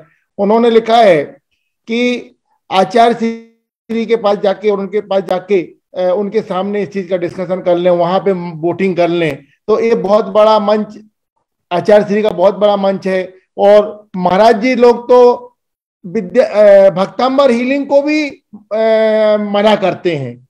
भक्तांबर हीलिंग भी मिथ्यात्व है बोलते हैं। भक्तांबर हीलिंग भी एक मिथ्यात्व से संलिप्त है ऐसा बोल देते हैं। तो और बोलते हैं और एक्चुअली में हमको उसका नहीं, लेकिन हमको ये मालूम है कि हम जब सांसारिक कार्यों में क्रियाओं में फंसे हैं हमें उसको भी सुचारू रूप से लेके स्वस्थ रहते हुए कार्य करना है, तभी हम हमारी आत्मा का कल्याण कर पाएंगे। तो हमको ये चीजें हम देखेंगे, आपने अनुभव किया है, अच्छी बात है, हम भी अनुभव करके देखते हैं। और हम तो कहते हैं जैसे वो बोल रहे हैं कि धर्म सम्मोहन हो जाएगा, तो हम तो ये खुला आमंत्रण देते हैं कि वो ऐसे 25 नंबर दें जिनको उन्होंने कम से कम 1000 लोगों को सर्टिफिकेट दिया था। तो 1000, 1500, 2000 जितने लोगों को सर्टिफिकेट दिया था उसमें ऐसे 10-20 नंबर दें जिनको सम्मोहन हो गया है। ऐसे 10-20 नंबर वो नाम के साथ डालें कि वो उनके सेशन अटेंड किए और रेकी की क्लास लिए और सम्मोहित होकर जैन धर्म छोड़ के पंजाबी धर्म में चले गए। ऐसे 10-20 नंबर दें, हम उन नंबरों से बात करेंगे और उन नंबरों से पूछेंगे क्या भाई आपने सही में जैन धर्म छोड़ दिया, सही में आप सम्मोहित हो गए। हम पूछेंगे उनसे कि भाई सम्मोहित हो गए क्या आप, और सम्मोहित हो गए हैं तो आप ऐसे 10 नंबर हमारे साथ चैट बॉक्स में डालिए और उनका नाम डालिए। हम उनसे पूछ लेते हैं, ओपन बुला के पूछ लेते हैं कि भाई जैन धर्म इतना रिजिड धर्म है, यदि हमें छोटी मोटी चीजों से विचलित हो गए तो फिर हम तो जैन धर्म को कर ही नहीं पाएंगे।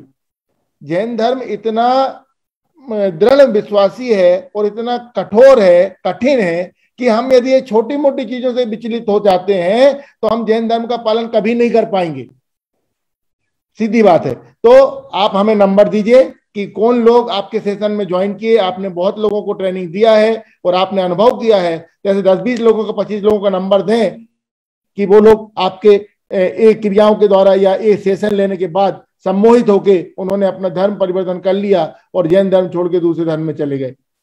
तो इस प्रकार की बातें लिखने से नहीं चलेगा, आप हमारे सामने आए और बताएं। पहले हम अपना डिस्कशन कर लें, फिर तो साधु जी महाराज जी लोगों के पास जाके हम अपनी बात या आपकी बातें रखेंगे।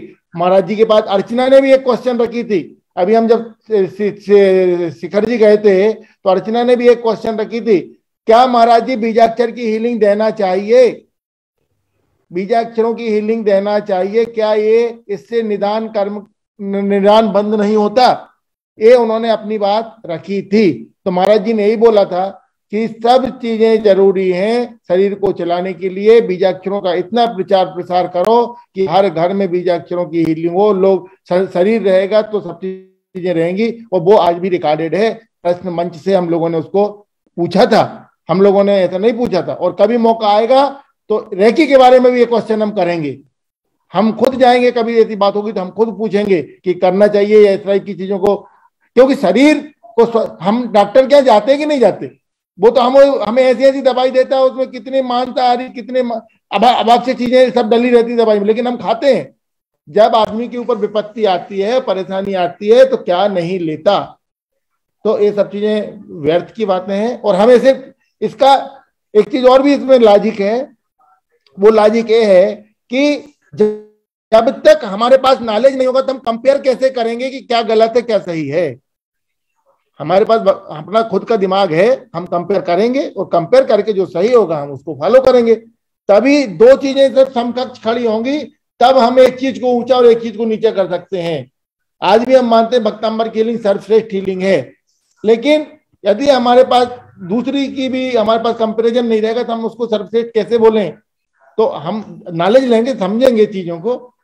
क्या सर कुछ मैंने अपने बारे में बोल दिया, यदि उनको डिस्कशन करना है तो आ जाएं सेशन में, हैंड रेज करें, हम उनको अनम्यूट करते हैं और वो हमसे डिस्कस कर लें। यदि कोई है जिन्होंने लिखा है तो वो आ जाएं, सामने आए, हैंड रेज करें। और बाकी पार्टिसिपेंट जो भी हैं अपने अपने विचार और बताना चाहते हैं तो बता दें।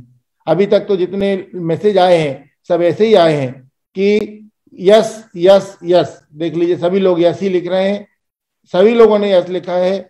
Many many thank to all of you, सभी लोगों ने बोला है। हजारीबाग से पाटनी जी बोल रहे हैं यस, मतलब सभी लोगों ने यस ही बोला है, एक भी नो मैसेज नहीं आया। तो ये आपके लिखने से, हमारे बोलने से, मेरे बोलने से भी कुछ नहीं होगा। हम सब मिलके ही निर्णय लेंगे और यदि ऐसा निर्णय होगा तो हम हमारे ट्रस्टीगण या सभी लोगों से बात में मीटिंग करेंगे और यदि होगा तो हम इसको ड्रॉप भी कर सकते हैं, कोई प्रॉब्लम नहीं। हमें कहीं कोई हमारे मन की इच्छा से नहीं करना, सहमति से ही सब चीज होती है। इसलिए हमने वोटिंग कराई और जहां तक मौका आप बोल रहे हैं वोटिंग कराने का वहां, तो हम वहां भी करा लेंगे, कोई प्रॉब्लम नहीं। और लोग जो है वो भी लिख सकते हैं अपने अपने कमेंट्स। विनय भैया आपकी बातों से सहमत हैं, लोगों का काम है अच्छे कार्य में रुकावट करना। ये देखिए इन्होंने हजारीबाग से उषा जी पाटनी बोल रही है, विनय भैया हम आपकी बातों से सहमत हैं, लोगों का काम है अच्छे कार्य में रुकावट करना। क्या आपको पर्सनल कोई यदि दिक्कत है तो आप अपनी परेशानी के लिए सबको परेशान मत करिए। आप अपने विचार रखना है, खुला आमंत्रण है, आए विचार रखें। हम आपके सब विचारों को सहर्ष स्वीकार करेंगे। हम कोई ऐसी बात नहीं बोलेंगे जो आपको दुखी करे, हम ऐसी भी कोई बात नहीं बोलेंगे। आप आए, आपके विचारों का हम कद्र करते हैं। लेकिन हमारे कई लोग तो ये भी बोलते हैं भक्तंबर हीलिंग भी मिथ्यात्व है, लेकिन अब क्या करेंगे, उसके लिए जरूरत है तो कर रहे हैं। अजीत जी कल भी आप नहीं थे, आज कुछ विचार रखेंगे अपने?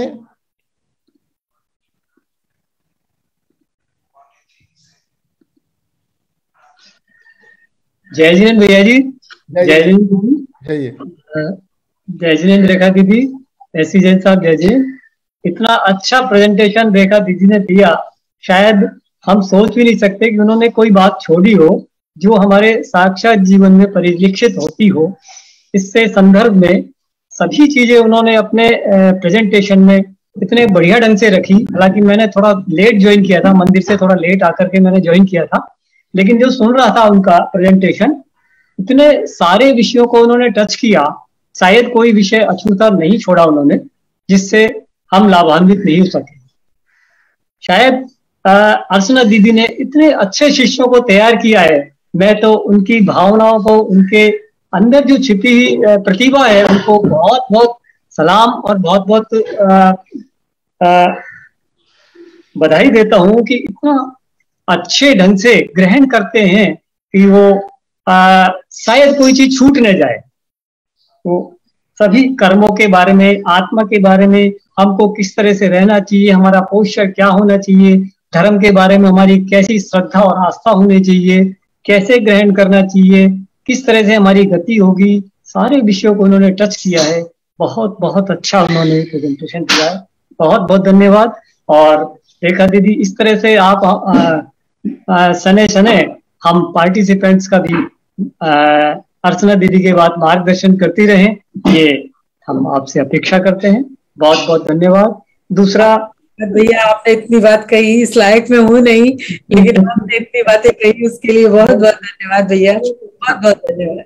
सुपर सुपर, इसमें कोई ऐसा विषय आपने छोड़ा नहीं जिसको आपने मिस नहीं किया हो। और दूसरा, और सभी पार्टिसिपेंट जिन्होंने भी चैट बॉक्स में लिखा है उन सबको भी धन्यवाद, बहुत बहुत धन्यवाद। दूसरा, विनय भाई साहब जो इस परिप्रेक्ष्य में बात करना चाह रहे थे रेकी के संदर्भ में, तो ये बहुत ही गूढ़ रहस्य का वो है, ज्ञान है, ज्ञान की कोई सीमा नहीं होती, ज्ञान तो किसी से भी लिया जा सकता है।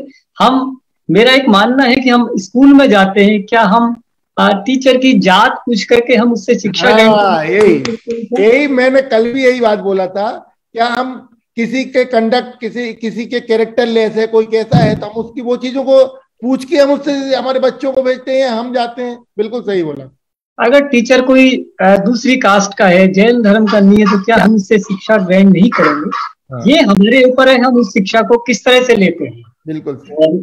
जैसा कि आपने बिल्कुल ठीक ही कहा, प्रमाण सागर जी महाराज से भी दीदी ने ये क्वेश्चन उठाया था सम्य शिखर जी में, तो उन्होंने स्पष्ट रूप से कहा था कि इसमें कोई बंध नहीं होता और इसका प्रचार प्रसार होना ही चाहिए, क्योंकि गृहस्थ के धर्मों में ये भी जरूरी है, ऐसा कोई वो नहीं है कि नहीं करना चाहिए।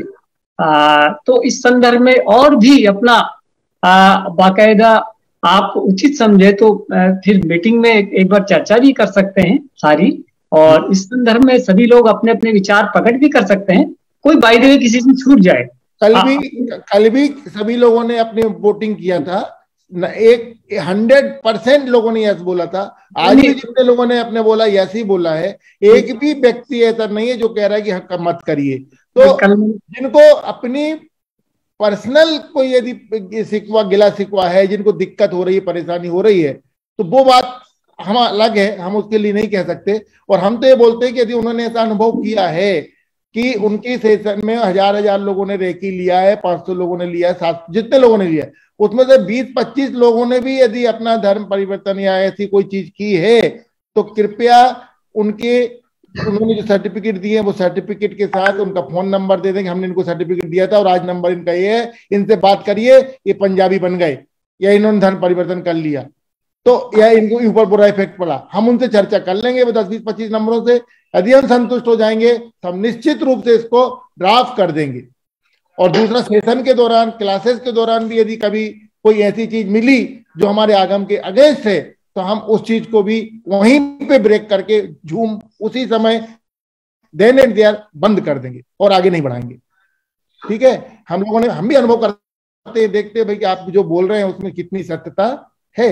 कोई हमारा ये ऐसा नहीं कि एक ही दिन में सब कुछ हो जाने वाला है या आज ही कल में सब कुछ हो जाएगा। तो इसलिए हम जिनके भी भाई साहब जिनके भी ये विचार हैं, हम उनके विचारों का सम्मान करते हैं, हम उस पर डिस्कशन करने को तैयार हैं। हर चीज के लिए देखो अपना रास्ता होता है, हर चीज के प्रोस एंड कॉन्स का अगर एक बार देखा जाए, इसके क्या तो अच्छाइयां हैं, क्या बुराइयां हैं, सबका सारे परिप्रेक्ष्य में हम उसका निराकरण करने को बिल्कुल तैयार हैं।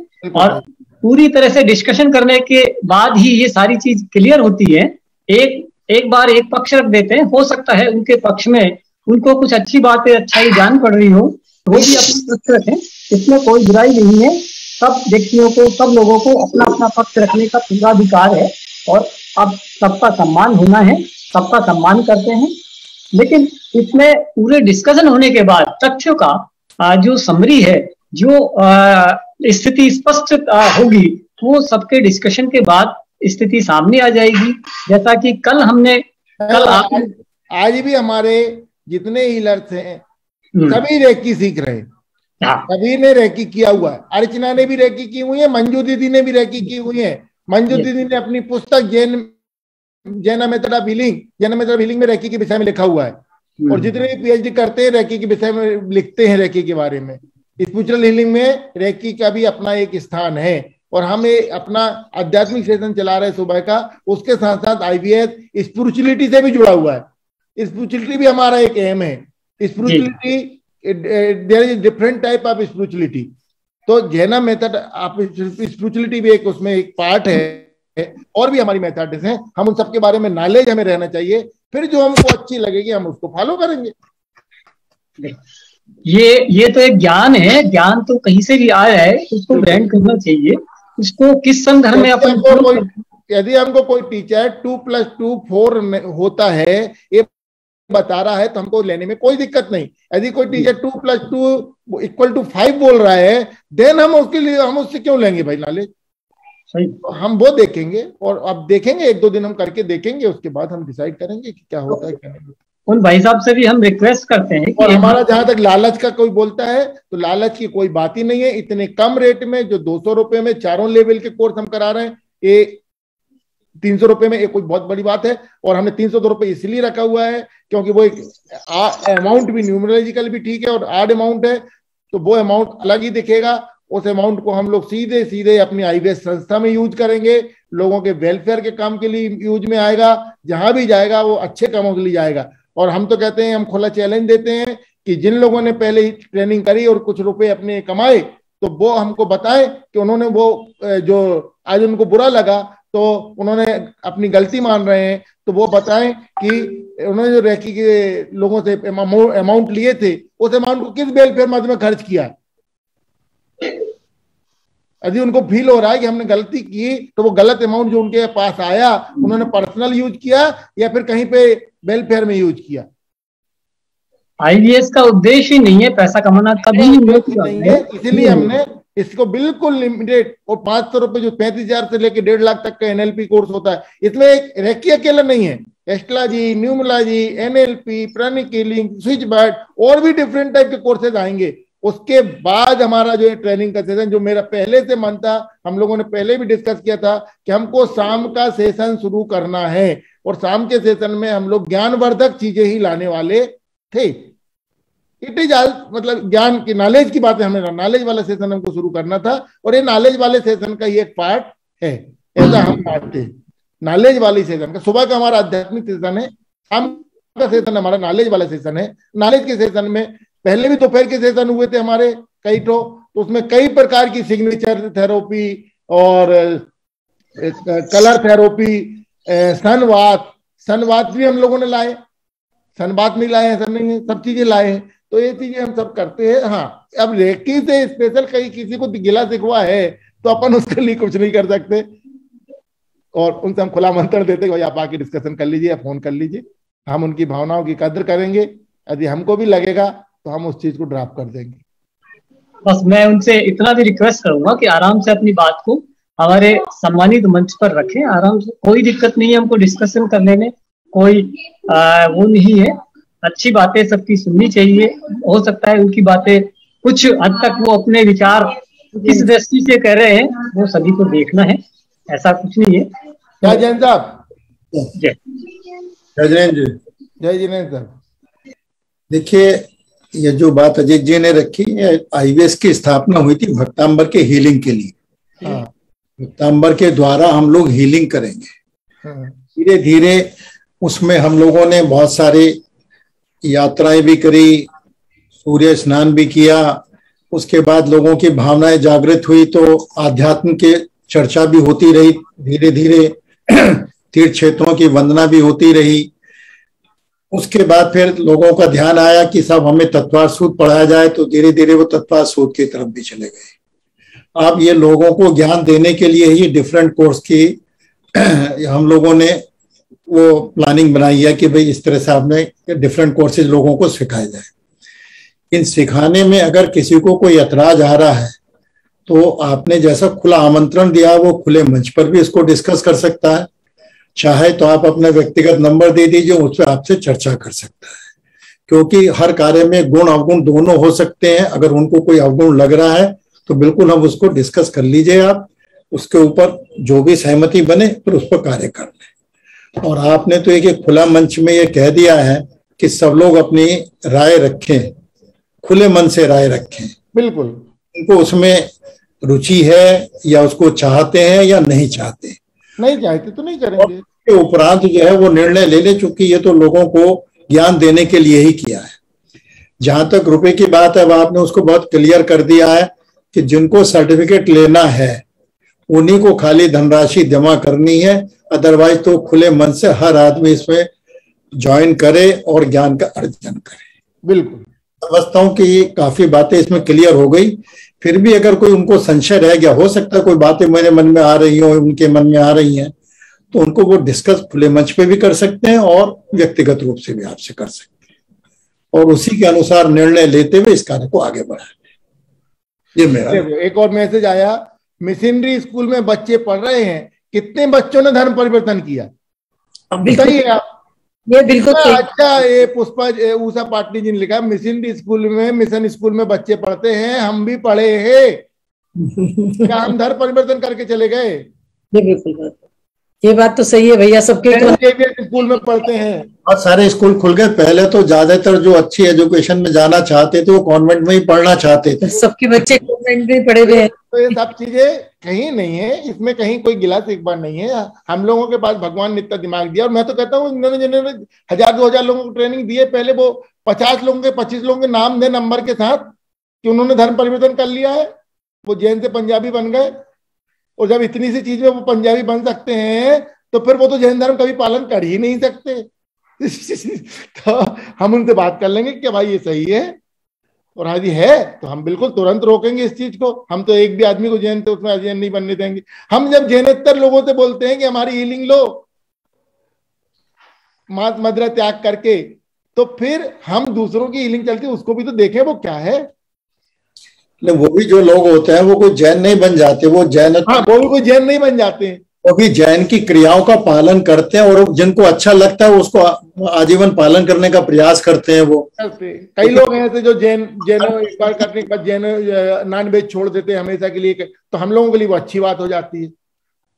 तो ये सब चीजें हैं। चलिए, एक क्वेश्चन है, आकांक्षा जी बोल रहे हैं, अंकल जी जिज्ञासा है, जो भी कोर्स है उनका घर पर सर्टिफिकेट मिलेगा या ईमेल? ईमेल से मिलेगा सर्टिफिकेट, आकांक्षा जी ईमेल से मिलेगा, आपको डाउनलोड कर लेना पड़ेगा। अपलोड हम आपके मेल आईडी इसलिए ले रहे हैं कि उसी मेल आईडी में हम सर्टिफिकेट देंगे।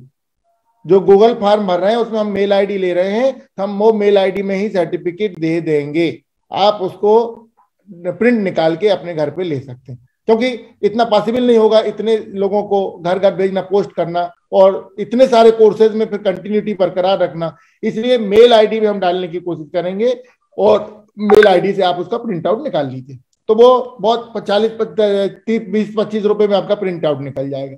और हम लोग भेजेंगे तो प्रिंट कराएंगे, फिर कोरियर करेंगे, फिर आपसे एड्रेस मंगाएंगे, कंप्लीट एड्रेस, फिर वो जाएगा तो वो दिक्कत होगी। इसलिए मेल आईडी हमने गूगल फॉर्म में मंगवाया है कि वो मेल आईडी से आपका सर्टिफिकेट आपको मेल कर दिया जाएगा। ठीक है, आकांक्षा सिंघवी जी की जिज्ञासा थी, उसका आंसर हमने दे दिया। उन्होंने बोला जी अंकल थैंक यू, आप बहुत अच्छा कार्य कर रहे हैं, डिफरेंट तरह से ज्ञान को प्रचार प्रसार। बिल्कुल सही। चलिए लीव करते हैं, लोगों का काम है कहना, लेकिन उनकी बातों को कद्र करना हमारा भी काम है। उनके विचारों को लेके हमें अपने आप में सुधार करना, ये भी हमारा कार्य है, और हम करेंगे सुधार। तो हमारे साथ वो डिस्कशन करें, हम उनसे जरूर मिलेंगे, बात करेंगे। चलिए लीव करते सर। ठीक है, जय जिनेंद्र। जय जिनेंद्र। और किसी को कुछ बोलना तो नहीं है भाई? आप पूछ लीजिए, किसी और को कुछ कहना हो। हाँ, किसी और को कुछ करना है, हैंड रेज करें किसी ने तो। हाँ, ये मीरा जैन के नाम से हैं, मंजू चोपड़ा जी। जिनेंद्र। हाँ जी, जय जिनेंद्र। जय जिनेंद्र। जय जिनेंद्र। जय जिनेंद्र। सभी भाइयों को, रेखा जी का जय जिनेंद्र। बहुत अच्छा बोला आपने, बहुत अच्छा लगा, बहुत अच्छा लगा। और ये एक कहावत है, मैं भिंड से हूँ जी, एक डकैतों की भूमि है, और आज की तारीख में विशुद्ध सागर जी भी यही भिंड से है, और 90 पीछी हो गई यहाँ से। हम लोग डेली सुन रहे हैं आपका, अप्रैल से चल रहा है कंटिन्यूअस। मुझे कोरोना हुआ था, इसी से मैं ठीक हुआ हूँ जी। मेरी वाइफ को, इनको रीढ़ की हड्डी खराब है 25 साल से, आज सब काम कर रही है, अकेले रह रहे हैं हम लोग। हाँ, अब हम आपको एक उदाहरण दे रहे हैं। सनमत सागर के साथ मैं जुड़ा था, सिंह रथ वालों के साथ जी। वो दोषारोपण किया था कुछ लोगों ने, मुरैना वालों ने। उनकी क्या दुर्दशा हुई थी, लेकिन नुकसान सोनागिर का हुआ और उन्होंने बड़ा गांव में स्थापित कर दिया। मैं उनसे बहुत जुड़ा रहा जी। उनकी आज वो छिन्न भिन्न हो गए जो लोग इस पे आरोप लगाया था, महाराज पे चारित्र का आरोप लगाया था। तो ये बुरे लोग हर जगह होते हैं जी। इन लोगों को बाइकाट करो, इनको सुनो ही नहीं बस। कल्याण सागर महाराज भी तो थे, तो आप तो ये जो कर रहे हैं बहुत अच्छा है, बहुत बढ़िया लगा। हम लोग पूरा लाभ ले रहे हैं इसका जी जी। और तमाम लोग इससे जुड़ गए, बहुत लोग जुड़े हमसे जी। हाँ, हमको इसमें मैसेज डालना आता नहीं है, और तो भिंड के हैं, सीधी ठेठ भाषा बोलते हैं साहब। और बहुत समय से जुड़े, हमें बहुत अच्छा लगा, और हम तो इसी मार्ग पे चलेंगे जब तक जीवन रहेगा तब तक। थैंक यू बहुत धन्यवाद साहब आपका, बहुत बढ़िया आप कर रहे हो, बहुत करते रहिए, इसे सुनिए मत किसी की आप, बस जी जी जी। Thank you. जो कर रहे हैं आप करिएगा। हाथी जब चलता है कुत्ते भौंकते रहते हैं, तो जो कुत्ते जो भौंक रहे हैं भौंकने दो इन्हें। हम तो ऐसे ही बोलते हैं। चलिए ठीक है, हमको किसी के बारे में बिल्कुल भौंकने दो, आप जो कर रहे हो करते रहिए। हाँ, किसी के बारे में आप सबसे हम नहीं बोलेंगे। चलिए अच्छी बात है। कल्याण सागर महाराज भी थे लमोकार में, कितने लोगों को ठीक किया, उनकी भी बुराइयां चली हुई, उनको भी विरोध हुआ था 94 में। नहीं 94 में इनको स्पॉन्डिलाइटिस था, वो नमोकार मंत्र से ठीक हुआ था। कल्याण सागर महाराज के उसमें बैठे थे, उसमें भी विरोध किया था लोगों ने। हाँ, तो हम लोग तो जानते हैं, हमारे इनको भक्तांबर से तो बहुत लाभ मिल रहा है, सब बढ़िया। इसलिए चलने दो, इसी के मसलों नहीं लगती। हाँ, जो चल रहा है बहुत अच्छा है, और हमारे यहाँ भी काफी लोग जुड़ गए इससे। आप बिल्कुल, थैंक यू बहुत बढ़िया। हाँ, रेखा जी की बात मुझे बहुत अच्छी लगी, बहुत अच्छा समझाया उन्होंने, और हम तो सबको जय जिनेंद्र बोलते हैं, सबके हम आभारी आप लोगों के कि हमको आपने जोड़ दिया, बहुत लाभ मिल रहा है हमें साहब। हमारे सारे बच्चे जुड़ गए, ललितपुर, बम्बई, इंदौर, 3 बच्चियां हैं, तीनों जुड़ी हैं। आपका डेली एसएसएल ले रहे हैं, लड़का भी बॉम्बे वो भी ले रहा है। अच्छा। हम लोग भिंड रह रहे हैं दोनों लोग। चलिए थैंक यू जी। आपको अच्छा लगा उसके लिए बहुत बहुत धन्यवाद आपको। बहुत नहीं आप दीदी, आपको भी बहुत बहुत धन्यवाद, आपने बहुत ही अच्छा बोला। वेलकम दीदी, वेलकम। हम तो बड़े आभारी हैं, पता नहीं कैसे मिल गया हमको इनका नंबर, और हमने पूरा लाभ ले रहे हैं। मंदिर में भी रहते हो तो हम अपना मोबाइल साथ लाते हो, यही जूम पे सुनते रहते, पूरा पूजा भी करते हैं और सब करते हैं। बहुत बढ़िया, इतनी देर हमारे भाव अच्छे रहते हैं और बहुत अच्छी कार्य। चलिए, कहीं कोई दिक्कत नहीं है, जिनको करना है अपने अपने कार्य करें, हम अपने कार्य कर रहे हैं। हमारे आईवीएस की हम एक ही धारा बहाएंगे, आईवीएस से हम एक ही धारा बहाएंगे, ऐसा बिल्कुल हमारा मन नहीं है। आईवीएस से कई धाराएं निकलना चाहिए, नॉलेज वाली सेक्शन भी निकलेंगे, आध्यात्मिक सेक्शन भी निकलेंगे, सब निकलेंगे, कहीं कोई प्रॉब्लम नहीं। कभी हम आएंगे आपके यहाँ। जरूर आइए जी। ठीक करते हैं। उत्तम समाज सबसे समाज। जय जिनेंद्र, जय जिनेंद्र। सब कुछ जय जय। बहुत अच्छा।